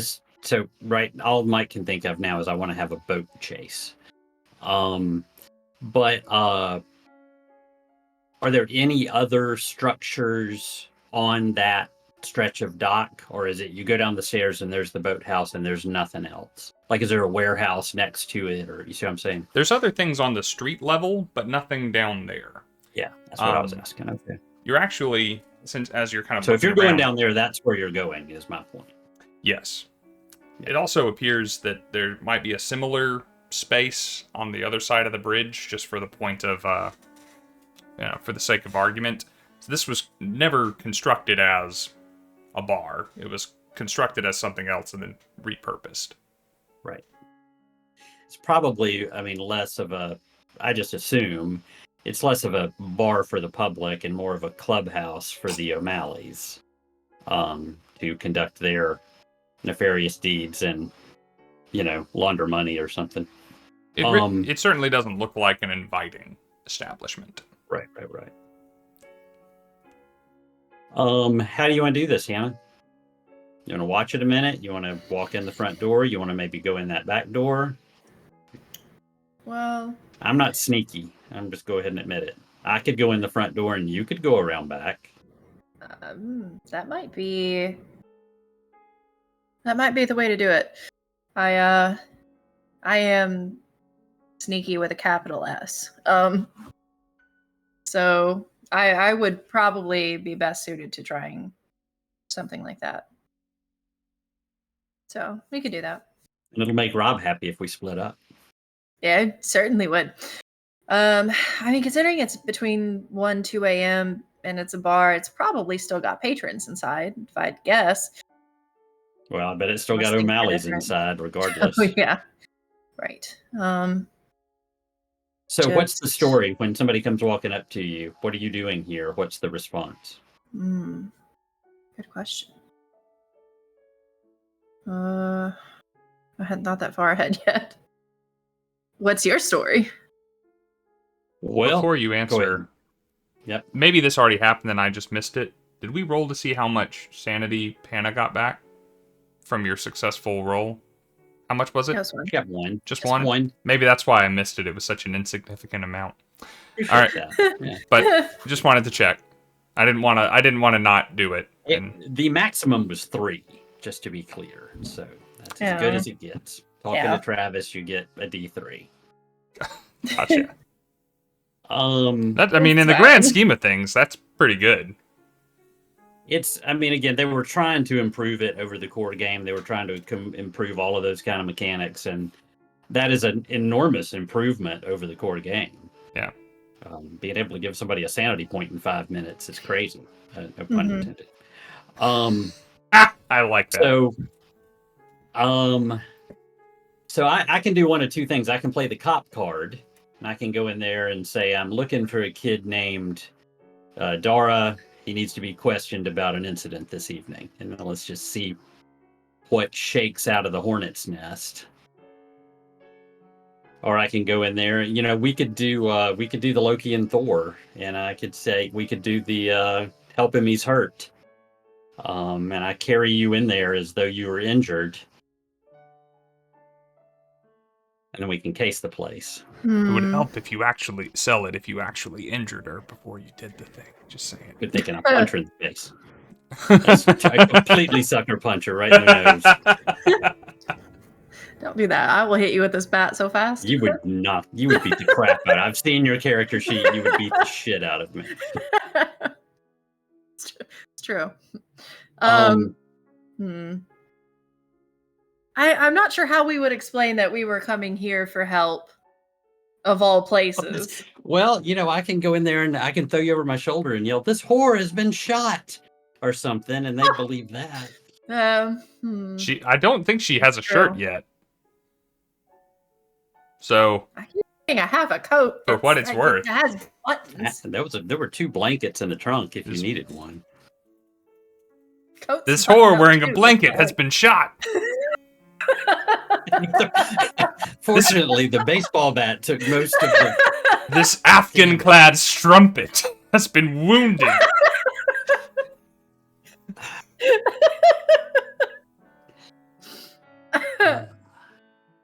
This slag has a slug in her. Loki idea. Yes. Yeah, I mean, this is a great idea. Why are we still talking about it? So I've got to be honest. This exact idea works really well in a D&D game. I literally walked in and yelled, "This whore has been injured. She needs medical attention." And you threw Hugh's character onto the table. Yeah. Well. So I can handle myself if I go in the front. If you want to try sneaking in the back, I think that's fun. If you want to stick together, then I'm going with this whore is injured. Your choice of words is disappointing, but not surprising. I love the idea of Hana just being so emancipated. She's like, we're doing that, but I'm not the whore. That would be whore. That will really confuse them if you carry my 6'6" ass in there and declare the whore is injured. I'm gonna hit you with this bat. I'm gonna drag you in by your coat. All right, we can walk in and say, "Who is bleeding to you about the Necronomicon?" Oh, you've got the fake Necronomicon. You could go in there to try to sell it.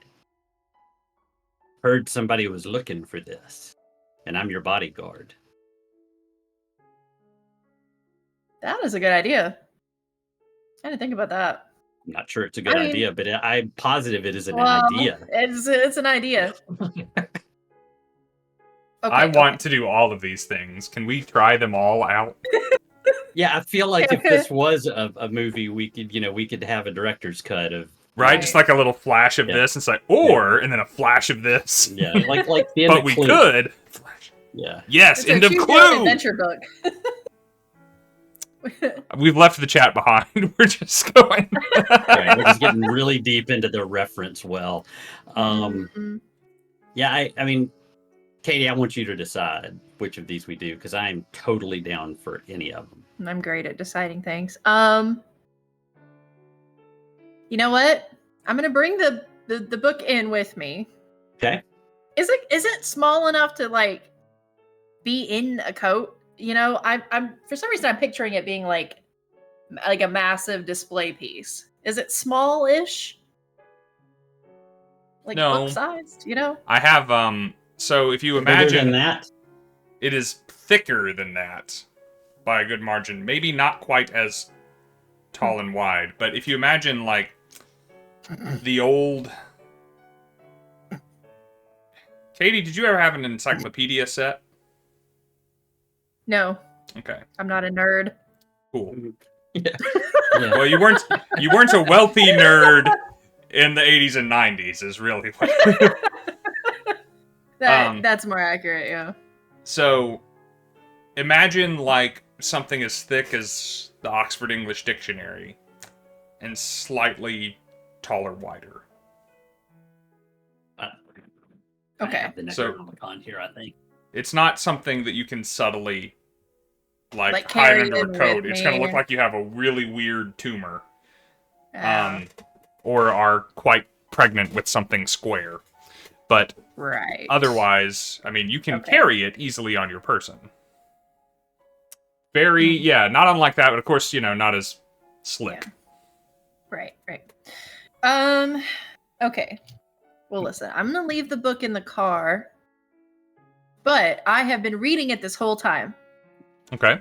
So if people ask me if I know anything about it, I've picked up hopefully a few details from the innards of this book to prove that I've actually seen it. So we'll leave the book in the car. Let's go with your plan first. Which is my plan. The The injured whore? yeah. Okay, all right. Yeah. So you're not going in there to sell a book. Well, I'm saying let's do that first, and if that falls through and they like see through it, maybe like, well, actually, we're here to sell the book. Nobody's ever seen through this whore Second is round. injured. Gold. How many times have you done this? So I am... This is just Rob talking to his friends, Katie and Mike. What happens after this whore is injured? Where does that play go? You get attention, you get help, someone maybe gets on the phone, someone maybe rushes over to administer first aid. Is that just when you crack somebody over the head, or is there a, can I use your bathroom? Well, it's back down the hallway? No. I think what we're getting at is if we see people in there that we recognize from the blue glass, then we're going to start busting heads until somebody tells us what they did to us. I mean, that's my intention.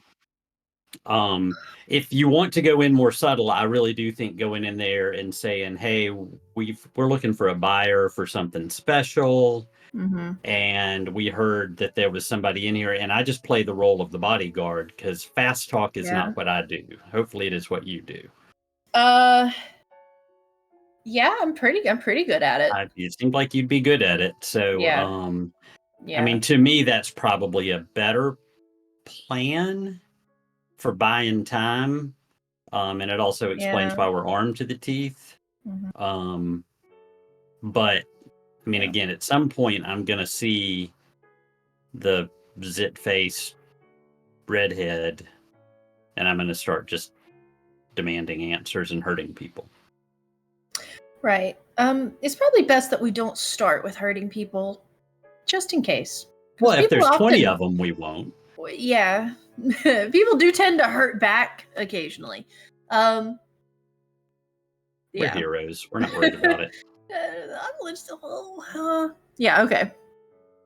Let's try that one, because we do have that book, so it might be a useful prop at least. Okay, I think that's great. But you're leaving the book in the car? I don't think we... I mean, it's big and cumbersome. I don't know if we want to bring it in. I'm not... I just want to know exactly what's happening. Let's leave it in the car for now. We didn't park that far away. Well, they better not tear up my car. It's got all my comic books in it. We won't tell them where your car is. Obviously. Hey, this whore is injured and I'm parked right up there. Look, yeah, I mean, I'll leave that up to you because I'm asking you to do the talking. Mm-hmm. So you do whatever you're more comfortable with. I think having the goods wrapped up in some brown paper or something. I mean, but I think the difference here is the goods are only covered by a coat right now. You really want to keep that book, and I think it's worthless and might as well be thrown in the river. So yeah, true. All right. Well, I'm your muscle. Let's go. All right. Well, let's go in there. Yeah. So you spent a little time up here making sure you have the plan perfect. Oh, it's rock solid. Yep. So the interior of the boathouse. I would ask for Sean. Go ahead. It's a relatively small tap room. There's only 7 tables in the place. There is one booth that is kind of jutted out into the rest of the room. It was clearly added after the fact with no sense of scheme, simply so that someone could have a booth.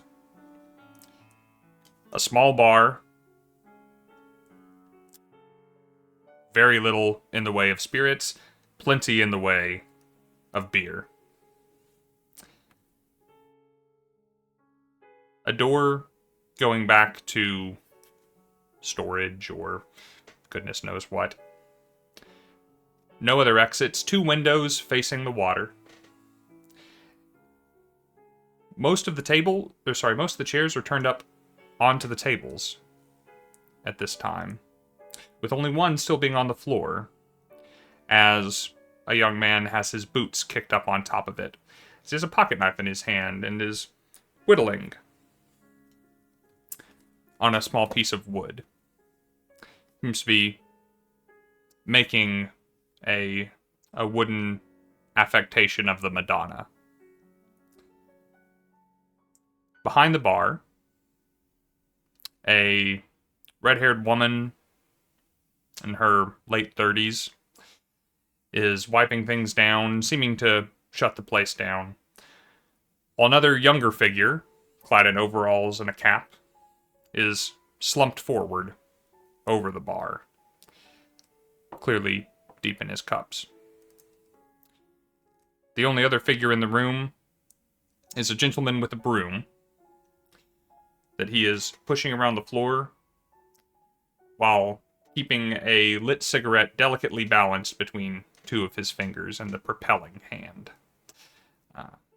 He is in the middle, probably the middle of his 60s, maybe early 70s, and has definitely kind of put most of his life past him and seems rather unaffected by the rest of his surroundings. That is until the doors, which are still unlocked, burst open, and the 2 of you do what?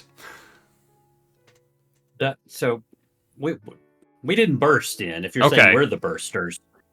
Sorry, I thought there was some urgency in this whore is injured. We're not doing this whore is injured. I'm sorry, the plan has changed. Tell me what you are doing. We decided to do the book selling thing. That was not your plan when we said the your plan. I assumed. Perhaps I was wrong. On the walk up, I do mention, do you think this is where Brad and Barlow went?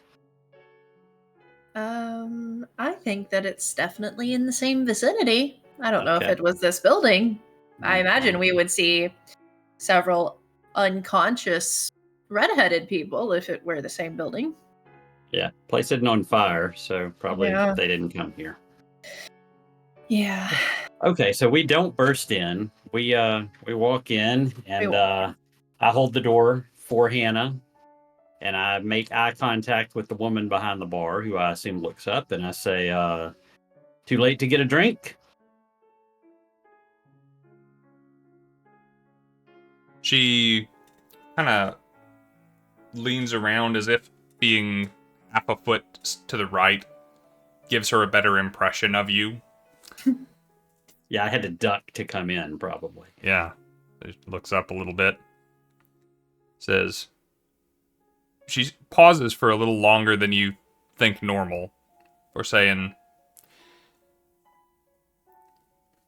We're closing up, but not too late for a nightcap.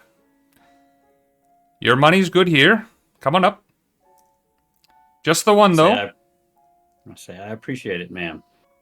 And I tip my hat, and then I'm leaning on my cane heavy, like I can barely walk. And I pull out a stool for Hannah, and then I prop on one. The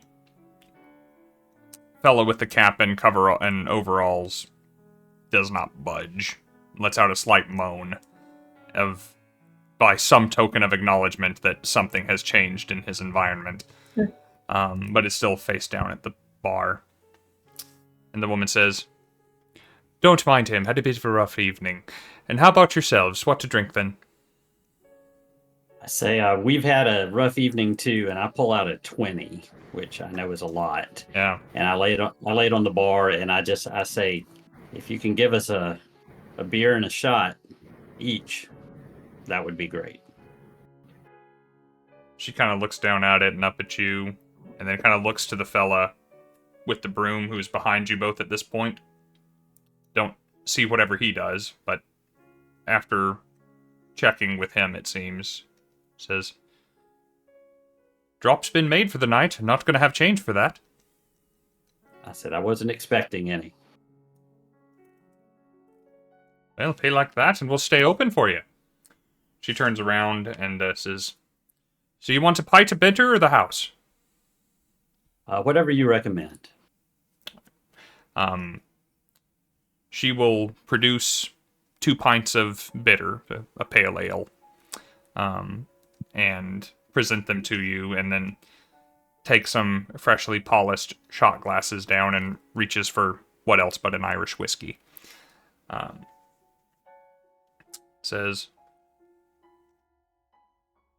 she takes the 20 and kind of looks over at the man pushing the broom again, and then just puts it away. Says, not from around here, are you? Haven't seen you before. I don't respond. I do my shot and then I start working on the beer. Yeah. I'll kind of pick up the shot and like turn it in my hands for a second. I'm afraid me and my associate just got into town. Had, like he said, a bit of a long night. And then I will drink the shot of whiskey like a champ. Okay. Since I've made whiskey for many years. Yes. She kind of gives you like a little of appreciation. Says, coming in late then? Where are you from? I've been to a very sunny place called Chicago. Chicago. Oops. Accent. Must be a woman of culture there. Don't talk much like the folk from Chicago I know. Been out traveling a bit. You grow up one place, you leave. Sometimes you don't go back. Sometimes you do. Sometimes you end up here. I am watching the room. I'm paying no attention to them, and I'm watching the room. I just kind of turn around, put my elbows on the bar, and I'm watching doors and dudes. But go ahead. As you're kind of staring around, the boy who was whittling on the Madonna is now just kind of turning it over in his hands and kind of, I don't know how better to describe that. He's sort of playing with his knife, just kind of looking busy, but he's clearly got his attention on the two of you. Old man with the broom could not give a fuck. He's just still sweeping around, and it's a clean floor. You think all he does probably all day, every day, is sweep this floor. It is spotless. But if he ever stopped sweeping it, someone would ask him to do something, so he's sweeping the floor. Really, the only thing he's sweeping up is his own cigarette ash, frankly. But he does look at the woman behind the bar now and again. Make a, this would be more psychology than psychoanalyst. You can make a psychology check if you would, Travis, since you're paying attention. Sure. I made a 33 against a 40 as a normal success. Regular success, whatever the word is. Yeah. Whatever is going on here, the dynamic seems to be that the fellow with the broom is in charge. And nobody in the room except the two of you is doing anything without checking with him. Gotcha. And you said the fellow with the broom's 60 something? Yeah, he's pretty up there. Okay. All right. Certainly, certainly past his physical prime. As you're kind of making your threat assessment of the room, he's not really factoring, is what I should say. Gotcha. Well, I know looks can be deceiving, though, too. This is the case with me and Hannah both. True. Oh, yeah. Well, while Travis is having a look around, I'm still talking to this woman, and when she's got me started talking, I kind of keep going, you know, like just sharing some tidbits like, oh yeah, and we went here and there, not really sharing a lot of personal information, just a lot of useless information, right? Mm-hmm. But after a minute, I'll pause and like take a swig of the beer, kind of like, well, traveling all sorts of places, you start picking up little pieces of information here and there. You hear things in the corners and in the various people that you spend one night in a bar with. And I'll kind of look at the guy who slumped over on the counter kind of distastefully. After all that traveling and picking up information, sometimes you hear things. Sometimes you hear that people are looking for things. And I'm going to kind of nod my head over to Travis, and you don't just put that kind of money in your pocket, not taking up those little hints that you pick up from the people you see in your travels. What I'm trying to say, ma'am, is... I was assuming you to get to it sooner or later. Right. What I'm trying to say is that we may have something that I have a reason to believe someone here would be interested in. A few more of them 20s would go a long way. I pass you. Let's see. What is my walking around money? I don't want to cheat. I have $250 in my pocket. I have no, sorry. I get to spend $50 a day without having to do anything special. So I give you another $30.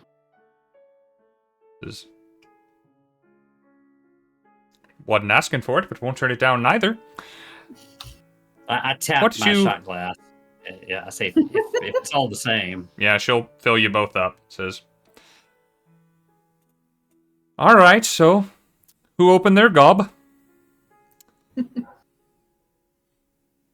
Now, you don't collect information from people by just going places and giving away your source, but I can say that we're looking for a fellow named Sean. Sean. Walked into an Irish bar and asked for Sean. I'm so stressed about that. No problem. Make a Which one? I would consider this charm or fast talk. You absolutely have a bonus die because she is so well greased at this point. Mm-hmm. So pick your favorite, or which you prefer, which you don't have a check mark in, and let me know if you make a normal success. Okay. Secret rating is useful. Just let people know. Yep. I've been leaning a little bit more towards fast talk just by trying to whittle her down, where she's like, okay, can you get to the point? Yep. So we'll go with that. All right. So your fast talk is slow talk. I'm wondering if anything you've said is true. Right. Throughout her years, Ellie and or Hannah has learned one thing, which is the closer to the truth you are, the easier it is to lie. So some of it may have been the truth. That is going to be barely a success, but it is a success with 38. A 38.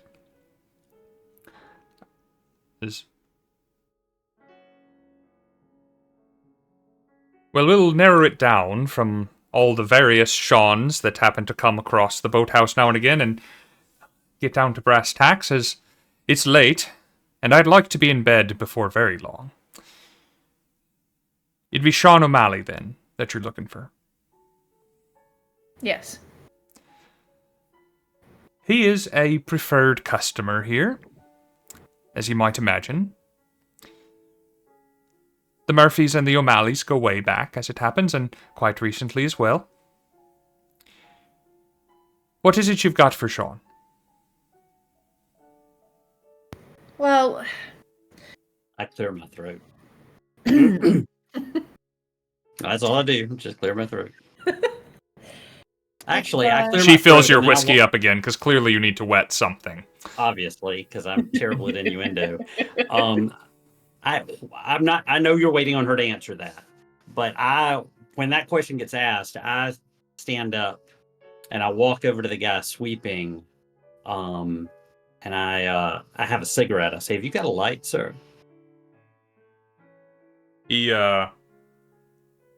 wordlessly thumbs the ash off of his cigarette and holds out his hand for yours. Okay, well, I was gonna cup his hand and do the thing, but I give it to him. That's fine. He will hold it up to his and take a drag. Yeah. Light your cigarette and hand it back to you. Right. I'll say thank you. I just wanted to see him up close and get away from the bar. How so you know, he smokes religiously.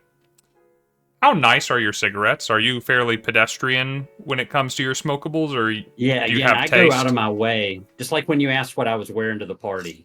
Travis goes out of his way to... He's the idea is he's a man in black, right? You're not supposed to remember him. So everything about him is generic, and again, it's nothing wrong with it at all. Everything works, but he doesn't buy a Rolex if he can buy a Swatch, you know? Right. I'm going to do something here. That's why I intentionally didn't get out my own lighter, by the way, because it's Abernathy's and it's worth a fortune. Smart. You see him kind of taking the measure of you as he does that. Almost as though he's looking for something, but whatever he's looking for, he either doesn't find it or... I don't notice that he finds it. Yeah, or he hides that he finds it. Yeah. He just kind of grumbles at you. I say, thanks, man. And I turn back around. Yeah, now you can go back to real time with Ellie, Hannah. So what is it you've got for Sean? Something I would consider sensitive enough to where the less people know what it is, the better.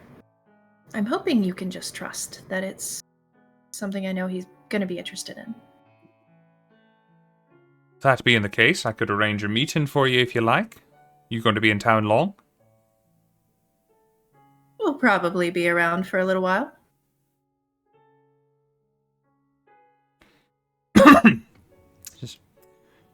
Sean's occupied with business this evening, as is often the way of things, but I could get you in his diary if you like.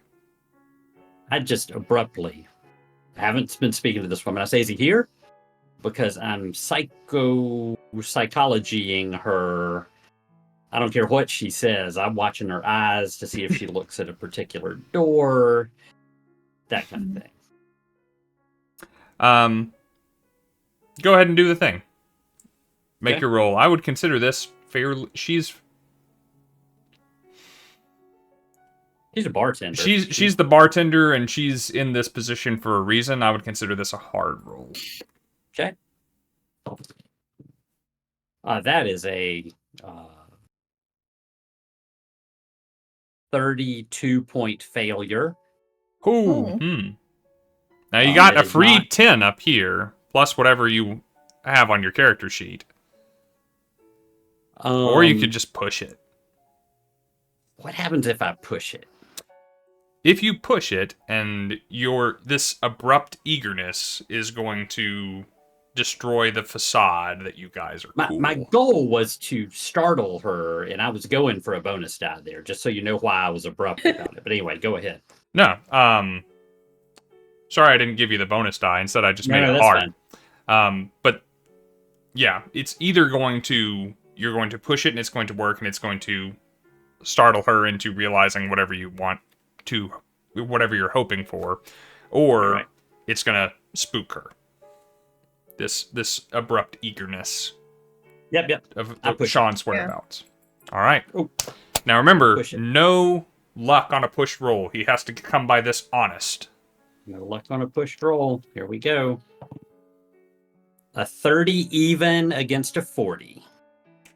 So that's a success, but not a hard success? Not a hard success, just a success. Okay, so that is a failure on a pushed roll, technically speaking, right? If it was against hard, yeah, absolutely. Okay. So is he here? She kind of takes it back. She was talking to her, and then all of a sudden, the big guy comes in with that. She says, "Of course not. You see who's here." Like, that's not Sean. It's not Sean. Not Sean. He's with you, is he? He wasn't hired for his eloquence. Right. Apologies. Well, hope you won't mind. Little bit of cleaning to do. I'll leave you to your drinks. The boys will keep you entertained.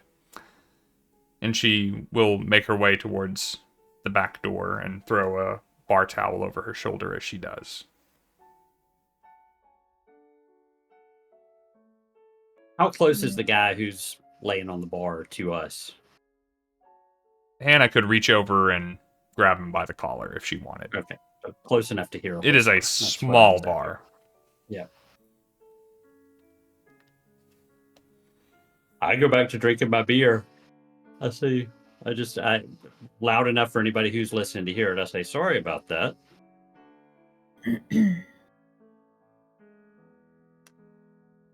I'm nervous. I'm not saying this out loud. I'm nervous that she has gone to the back to tell Sean he needs to go.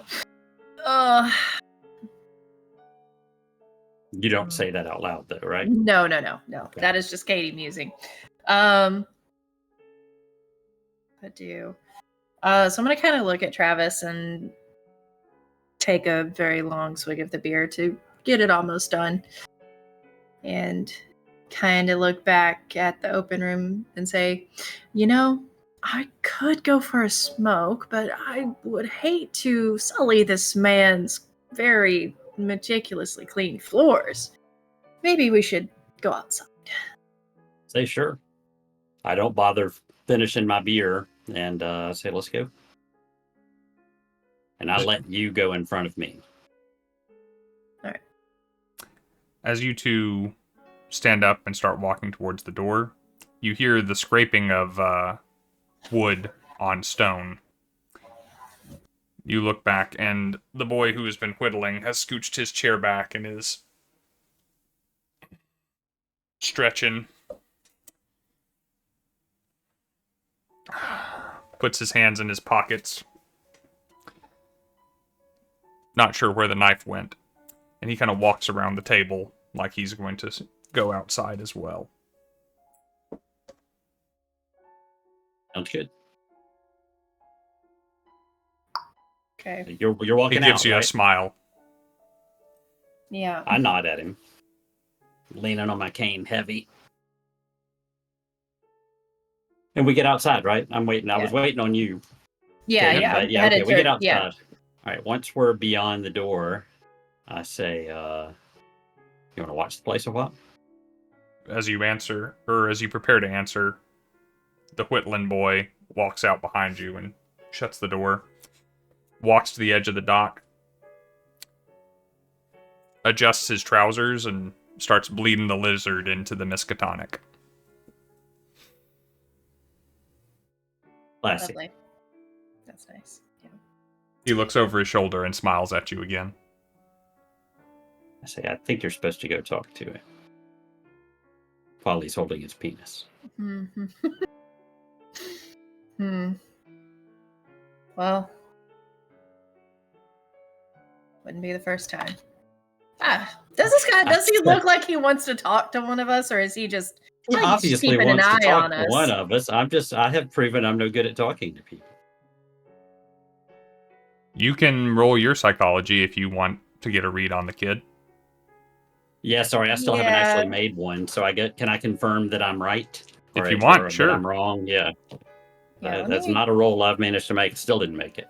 Let me do it. Let me try a psychology roll because I'm not sure what. I'm trying to see what. That's just Travis not being dumb. Yeah. I've already passed a psychology. Maybe we'll do it again.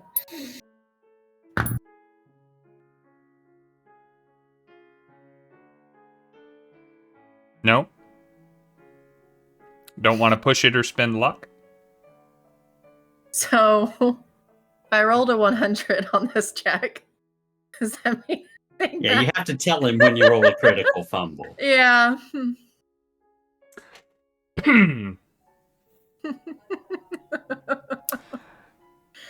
Yeah, you think this dude really came out here to try and have this surreptitious conversation with you, away from the prying ears of anyone inside. Yeah. I'm Damn it. reading the consequences of a failed push roll. Oh, it wasn't pushed. It wasn't pushed. Gotcha. This was It just was my just failed. regular roll that I have failed extraordinarily hard. Yeah, okay. Well, I'll look at Travis and kind of like, is the guy facing away from us, or is he kind of got his head? Can he see He's us? smiling His at us. body is facing away. His head is. But he's like turned to keep an eye. Yeah, okay. He's just smiling. Like I say, you're not getting a great read on him. He's just like, Great. I'm here, you're here, I'm doing this. What are you doing? Right. I'm gonna like look at Travis, and I'm like very, very like, I'm getting a vibe. Okay. I feel like this is the guy. Yeah, well, I mean, he And, probably knows the guy too. I'm not going anywhere. We're fine. Yeah. If he gives you trouble, shove him in the river. Yeah. You keep an eye on this building, and I'm gonna go talk to him. I sit down on the stairs and light another cigarette. Yeah. Off of this cigarette. We love chain smoking in the 30s. Yeah. I'll walk over to this guy and kind of like, I'm not gonna walk to where I'm standing parallel with him because there are things that I don't wish to see. Yeah. He seems to be finishing anyway, if you can judge by the sound. Right. And I'll kind of am a slower smoker than Travis, I assume. So I've still got one cigarette I'm working on. Travis has a problem. Yeah. I kind of look at him and be like, so we're not having much luck finding the person we're looking for. It's a shame. A right shame, he said, and he's adjusting things back to where they belong. Mr. Murphy, I assume? Michael Murphy. Nice to meet you, Michael Murphy. Nobody talks to Sean, you know. Nobody? No, not unless they have real business to discuss. And what gives you the impression we don't have real business to discuss with Sean? Well, you wouldn't have come to the pub, first of all. Wouldn't have had to. Bit of a tell, that.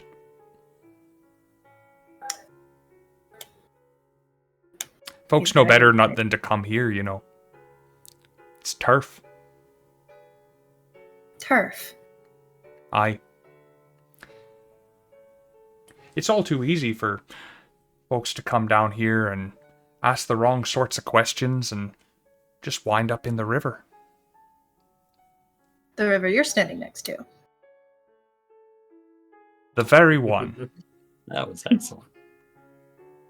I see. I'll show you.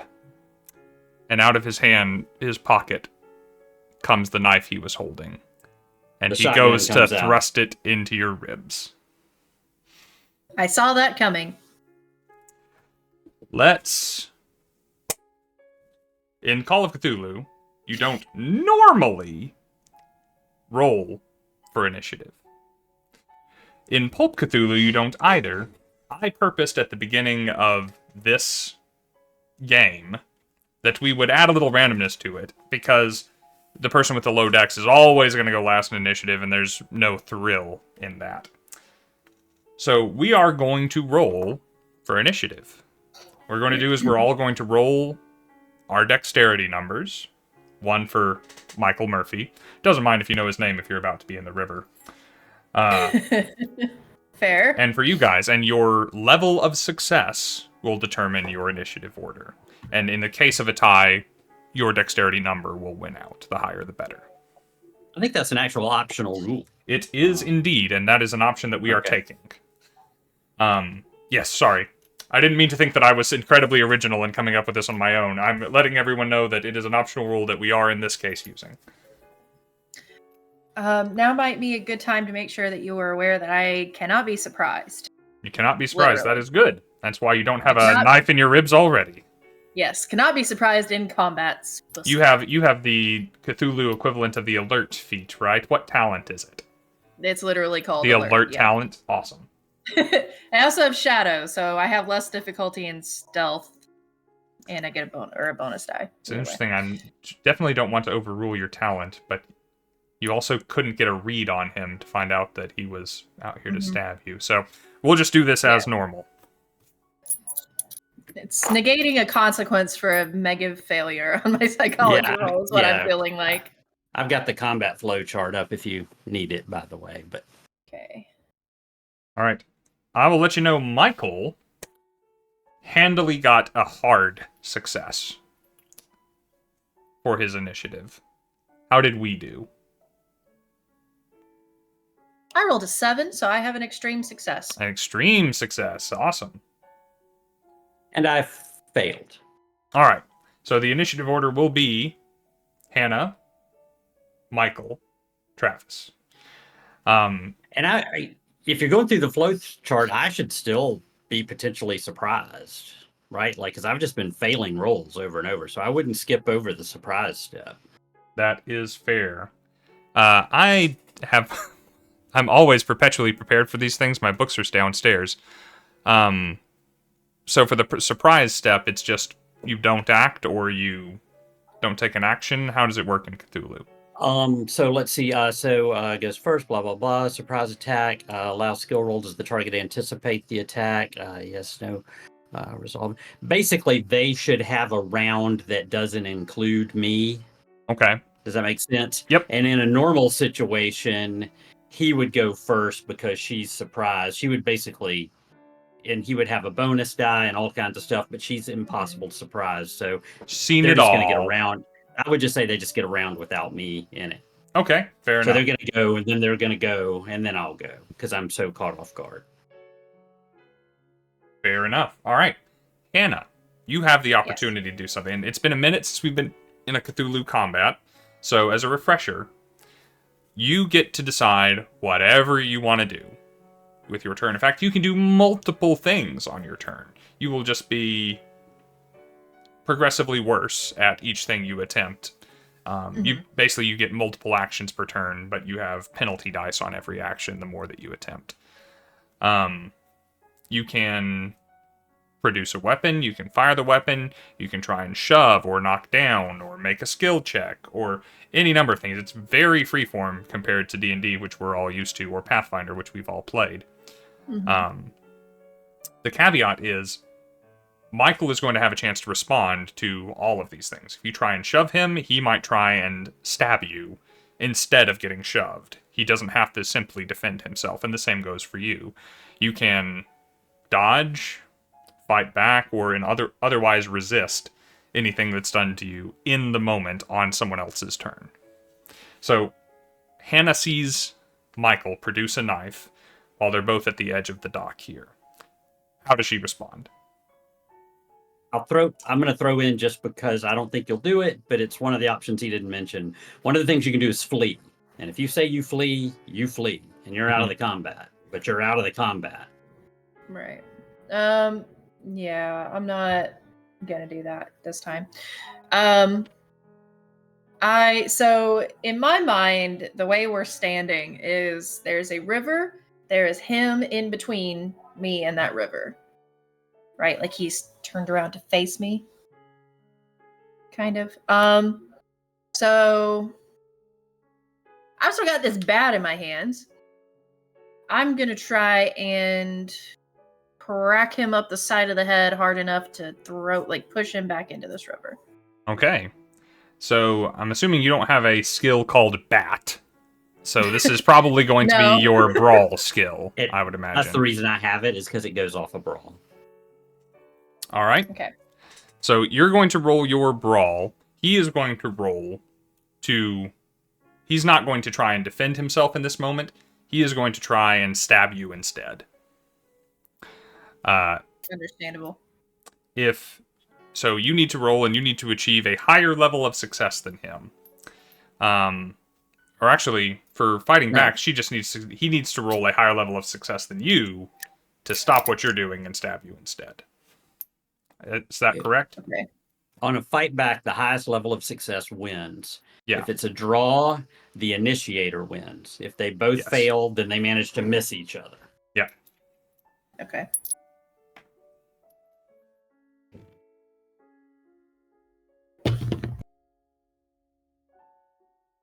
Beautiful.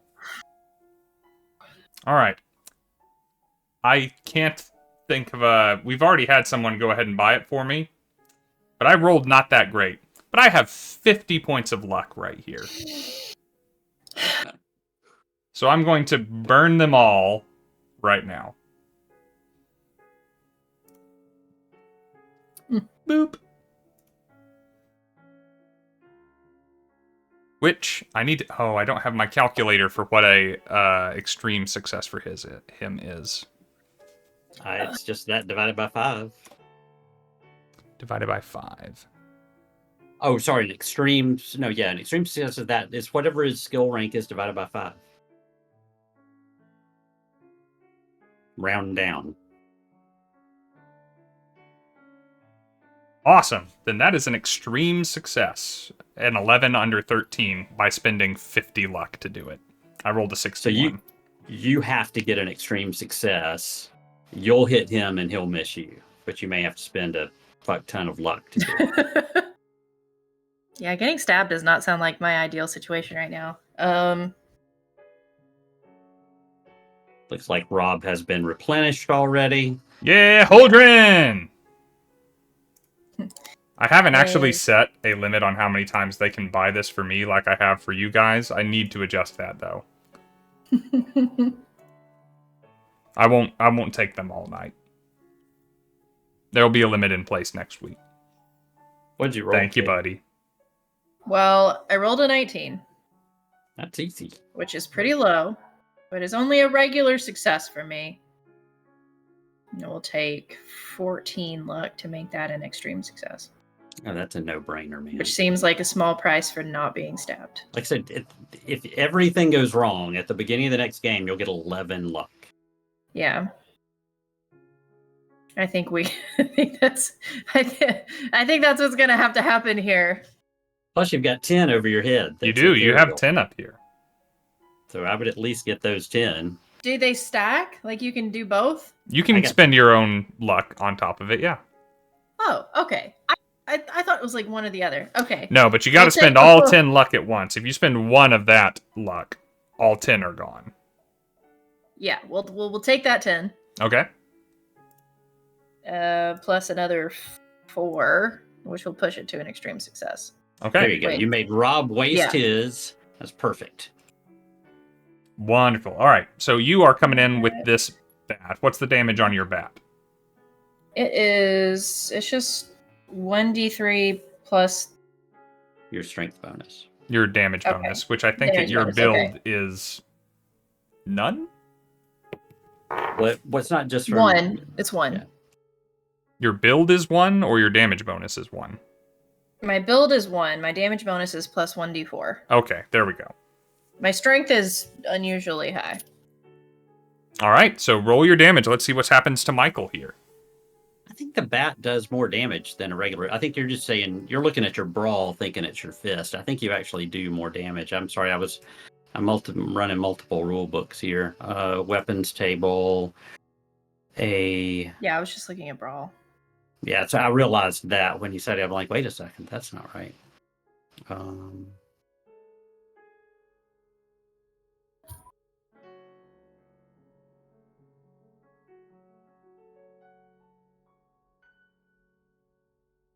Now, here's the Baseball fun part of bat. every It's a- TRPG where we... D8. It's a D8 plus your damage bonus. Okay, so a D8 plus a D4. Yeah, Should it's be. more than my sword. I knew it was. I got it for a reason. It was. That is obscene to me. We will have to work on that.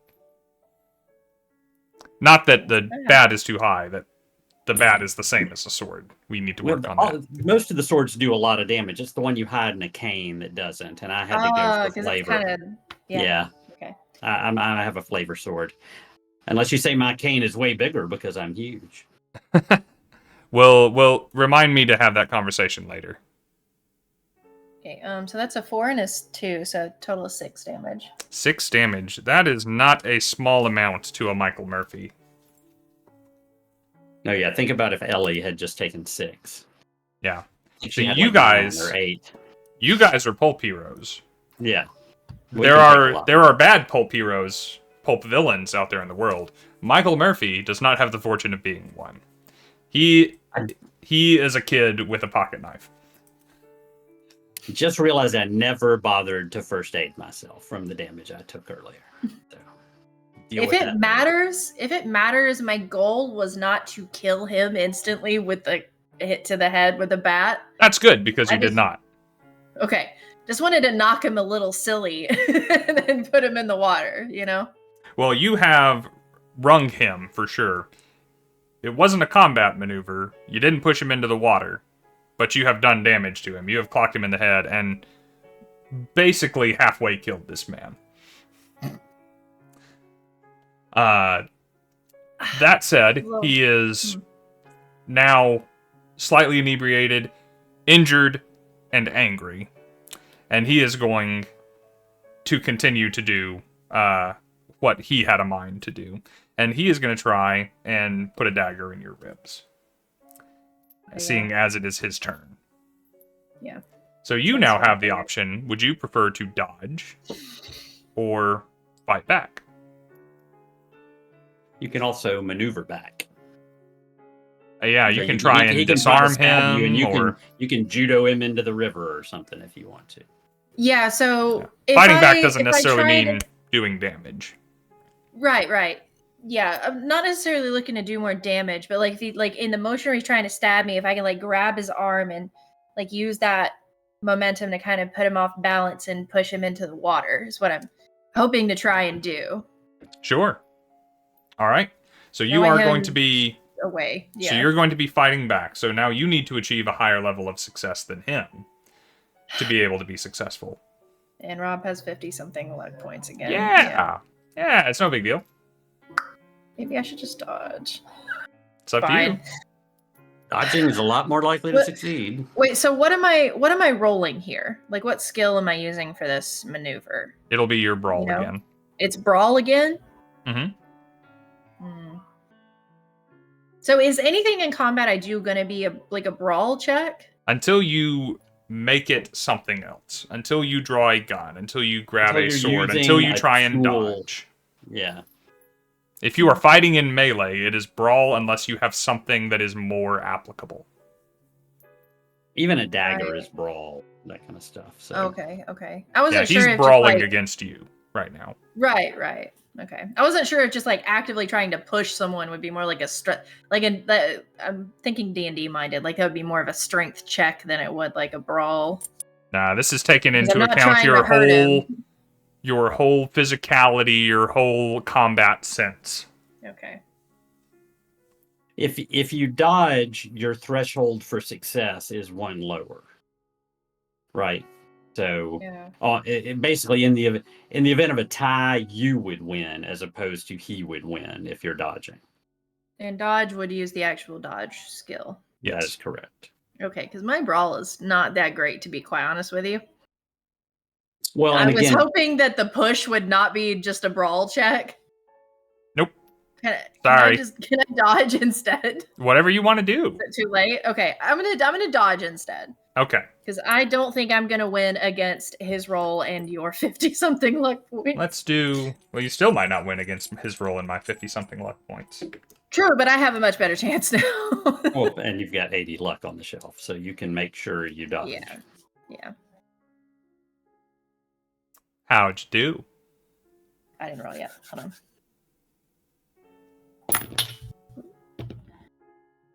15. 15, which is a Hard success. hard success.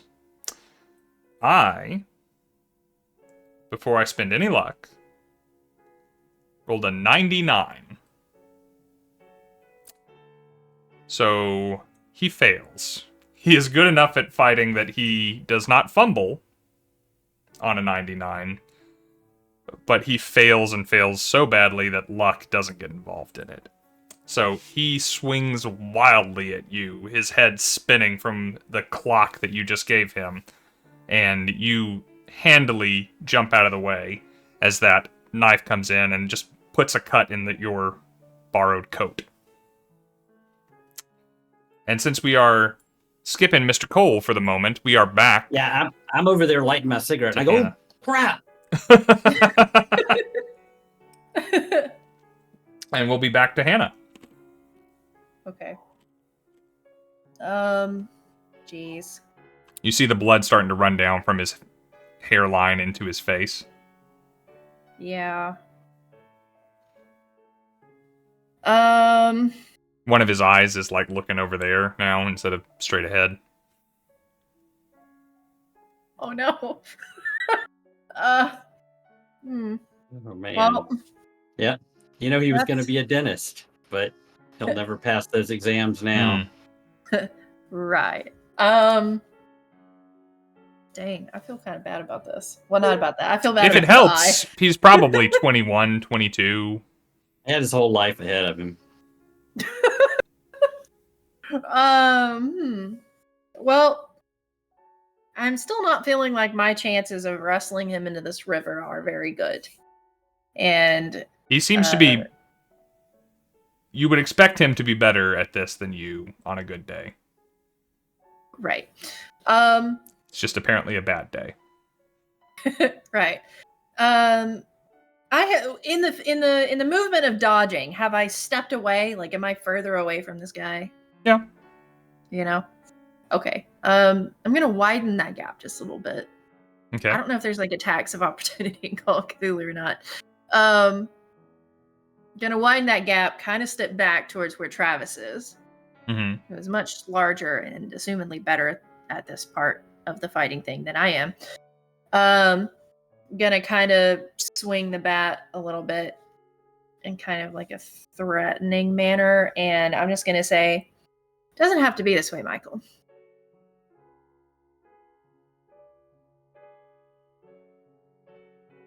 You do that? Yep. Do you do anything else? No. Okay. Are you hoping to talk some sense into him? Yep. I'm hoping that his earlier failure and the pain now ringing through his probably lessened brain cells Okay. will make him decide that this fight is not worth it, especially when he remembers that Travis is there, who is a very large man and intimidating, to say the least. So, let's do this. We're going to let you roll. It's going to be your persuade, because you were trying to appeal to his reason. Mm-hmm. You are going to... I can't decide whether you should have a bonus die because he's hurt or a penalty die because you hurt him. And he's a fighting Irish and would really rather not take any guff from you Chicagoan. Should have known I was tough when I drank that whiskey earlier. This is on him. You will certainly need a hard success. You are trying to beat his family programming. Yeah. So make a straight roll and make a hard success. Persuade? Okay. You have been reimbursed your luck, by the way, up there in the corner. I was looking at that. Existential Very Nerd gave it nice. to you. Holdren Thanks, is on my team. Eric wants y'all Holdren to is win. on your team. That is nowhere fucking close. Nope. Would you like to spend 70 luck to make it work? Or push. I don't think so. I rolled an 89. That's not even in the same ballpark. As someone who just rolled a 99, I know the feeling. Yeah. That's right. You can, by the way, use a skill in place of any of those options, which is what you just did. So always keep that in mind too. Somebody could be back there picking a lock while we're having a gunfight, Yeah. It did not work. I did not expect it to work, so I will not push and I will accept that failure. It's like,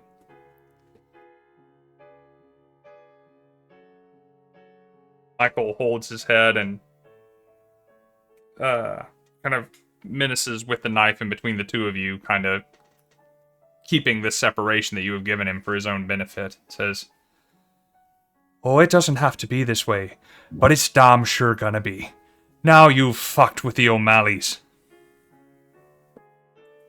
I thought he was a Murphy. We're kin! Oh. Okay. I'm going to give you an option. I don't know why I'm doing this, but I know you don't have your book in front of you. She brought the fight to me. Mm-hmm. If you deem that I don't anticipate an attack, if I wasn't prepared for it, you can just say he automatically hits me.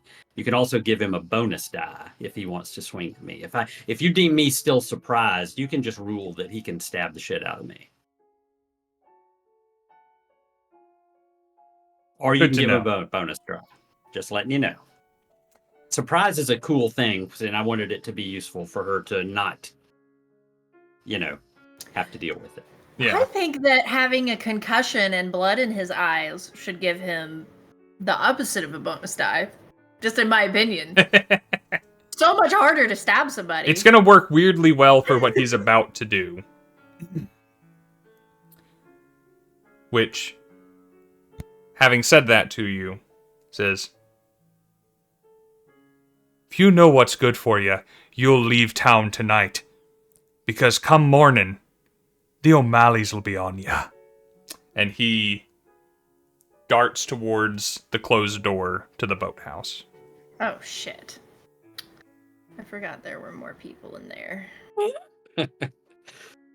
And since you put a little separation between you, he handily beats you to the door and he goes in. He throws it back so hard, it kind of bounces off being shut. So it's still ajar. It's clearly not locked. But he's beaten feet into the building. And we are to Travis for the first time. Oh yeah, I guess we are. You say he's already inside and the door is closed. He slammed it behind him, but it kind of went so hard that it actually on the old doors just kind of bounced back open. I don't know if you've ever had, I used to live in a shitty old house where you had to very intentionally close the door if you expected it to stay shut.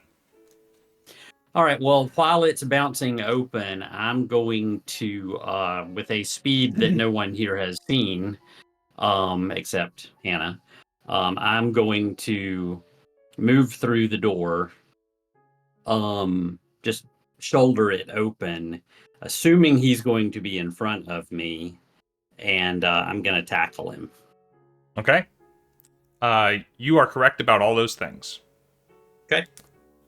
He is going, in the way that he is feeling right now, and frankly, he likes his odds against you a lot less than he likes his odds against Hannah. He is just going to try and evade you as you do that. Try to dodge me. Yep. He's going to do a dodge. Okie doke. Do or die, do dodge. As I'm you not do that, great at this, but well, he's a lot better at stabbing myself people than he is avoiding being tackled. I think I don't know how this whole luck things works and who's supposed to talk first, but I would assume the attacker should fess up first. Go ahead. I rolled an 9. I'm 2 off of an extreme success. So I will push to an extreme success if I need to. Okay. He rolled a 41 against a 40, and I am not spending 50 luck for 1 point. It could save him. It could save him, but you are going to successfully tackle him in the middle of the Boathouse tap room, kind of tipping over a table full of chairs in the process. Okay. Yeah, I could tell she didn't. I mean, I'm not here to kill anybody either yet. Although he did just, try to stab her, so I feel pretty justified if I do. But right now, I just intend to, my goal was to get my hand on the arm that's got the knife or something like that, just so I can control him a little bit right now. Okay. Well, we'll consider him pinned by you for the moment. Okay, sounds good. He's not disarmed, but he's not doing anything unless something happens to you. Yeah. I didn't want to start chasing him, so we had to start with stopping him. Now, new figures have now entered the initiative, so I need to decide how I want to do this. You would be the end of the initiative order, and Kelly rolled, the woman behind the bar, Kelly rolled a normal success for her Hopefully initiative. she is surprised by this, unless she knows what's going on. Well, she is surprised by it. So that's how we'll do it. So she'll enter in on her turn in the next round. So we will go back up to Hana. One guy went in the bar. Your guy went in the bar. You're alone on a dock. Yeah, gosh. Not really sure what I should do here. My first thought is to let them deal with that. I feel like Travis has a shotgun and is probably okay without me. And sneak around the back of the building while I'm out here and going through the other door. And that raises its own set of challenges, like running into somebody named Sean, who puts me back in the belly of Cthulhu. I really like the idea we're heroes. of that. We do crazy shit. Now, I will remind you that there is not a way to walk from the front door to that docked boat. So that will involve getting a little wet or owning a grappling hook. Oh, well. Both of which are fine. There's no reason Hana can't get wet. But you can't just walk there. Yeah. I didn't realize that either, so that's good. Okay. Well, my swim skill is not exactly what I would call amazing. No. So nobody puts points in swim. Normal, you don't need swim skill to stay afloat or to travel in water. You need swim skill to swim well in exceptional circumstances, when you're in the ocean waves, or when there is a storm, or when something is trying to drag you to the bottom, or etc. It's just like you don't need the drive skill to pilot a car. You need the drive skill to drive safely in the driving rain, or to be driving under a hail of gunfire. Yeah. Or like while your hands are tentacles, or something like that, Fair. Okay. Being that I would have to do this to get to that door, this may be a too meta of a question. Do I feel like I can accomplish this really fast, in the span of this round, or am I gonna waste a lot of time doing this while Travis is potentially being shot to death? So, before your turn is expended, let's say, you can run to the edge of this walkway, jump over the rail, swim over to the dock, and assess the situation, and presumably either climb onto the boat or climb onto whatever is inside of there. Okay. Okay. This may be a bit too involved for the moment. Hana would consider this as her first option because she wants to get it away from combat. But the fact leaving Travis alone, the guilt of that is going to be a little bit more present than the enticing shadows. So instead, I will cross that threshold and pull out my gun. And So he's got Michael grappled, right? Yes, you I look in the imagine floor. he's on his belly, and I'm just holding him down. I was about to say, it's basically. difficult to see Michael for all the Travis on top of him. Okay, all right, I'm gonna come in with the gun and have it out and ready, and not use it yet. And look to the bartender and presumably the old man with the broom, maybe if he's still there. And I'm gonna try appealing to their reason again. Okay. And say, really like to not have to use this. I suggest you talk some sense into this boy and let us leave.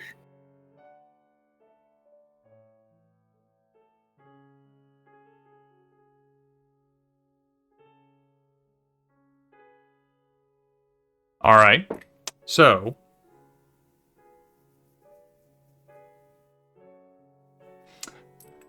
figuring out how I want this to work. You're coming in there. You're threatening with a gun. Out, and you're readying it this turn.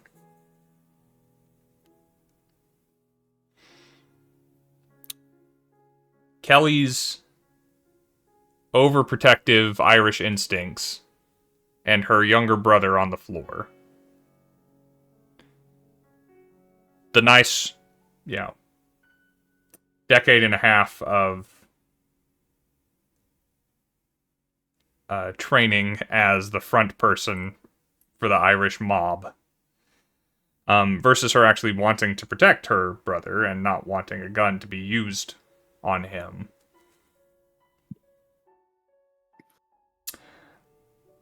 So we'll roll your persuade. You will have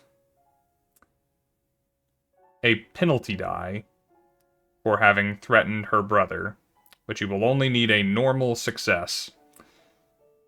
Kind of because you have threatened her brother, who is important to her. I see. That makes sense. Okay. Are you still dragging a bloody bat along with you as you come in here? In the other hand? No, I was assuming I would need it to go away so that I could have the gun out. Yeah, she's not like gun in one hand, bat in the other hand. You might be. I don't know. That sounds very Big Trouble in Little China to me. If not, I just want to know if the bloody bat is on the dock or if it's in the water or... It's my favorite bat. No, yeah, I honestly It's a thought Louisville about Slugger. throwing it in the water, but I don't want Travis to lose his bat, and I also don't want a bat used in a crime to wash up somewhere where it could be found by somebody else. So it is laying outside. Okay. In like as shadowy as an area as I could possibly tuck it before it, like in the allotted time that I would have. Yeah, I'm not dual wielding a bat and a gun. I think that's As fun as that would be. Hang on, Travis, you're probably in danger, but I need to hide this bat carefully before I come up. How'd it go? Well, I rolled a 31. Okay. And? A success on my persuade would be a 10. Okay. Was that with Do the I penalty have- die you rolled a 31? Yeah, they actually both rolled 30. Got you. Okay. A lot of weird doubles on those tonight. Is my symbol correct up here? Do I have that 10 luck? 'Cause I feel like I spent it. Did I? You got it back. Okay. We're going to take that 10 luck and another...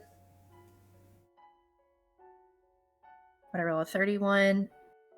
So another 11? So another 11 out of my pool to make this a success. All right. So you wave the gun about, and the man with the broom keeps sweeping. Kelly started to duck behind the bar, and it looked like she was reaching for something. But she stops and puts her hands up. She doesn't seem particularly frightened for herself, but her eyes aren't like dart to you for a second, but they stay down with Travis and the boy. She says, "Right? Nobody wants any trouble. The lad's got a bit of the drink in him, and I apologize for whatever he's done, though by the looks of things, he's got the worst of it." So he's making a puddle on the floor from his brain. And at that, the kid slumped over the bar and raises his head. What's going on, Aunt Kelly? And he kind of turns his head to look around at everyone, presenting his face for the first time. And his face is just covered in pimples and acne. A familiar face to the both of you. This would be Dara O'Malley. Out of his serving attire. We are... I see. We are 7 minutes past our normal stopping time. Would you guys like to continue a bit, or is this a good spot to return to next week? I say you call it. This seems like a cinematic spot with him raising his head. I was thinking... Stop. But I'm happy to continue, too, because I haven't gotten to waste all that luck that Katie just spent yet. Yep, we're exercising our right to spend luck points tonight. You know, why don't we... I have not accepted this armistice. I'll just go ahead and say that. That's fair. No one asked me. I think we'll probably get Brian back next week, and I'm thinking Brian will similarly not accept an armistice. Yeah. So I think you're in no danger there. I really don't want to waste how cool the luck is, and I don't want to punish you for having been successful and smart with the luck that you've been getting. So let's cash in some luck for Mike right now. Let's have you spend a hunk of it, because you're about to get a hunk of it back when we meet next week, to do something that benefits you.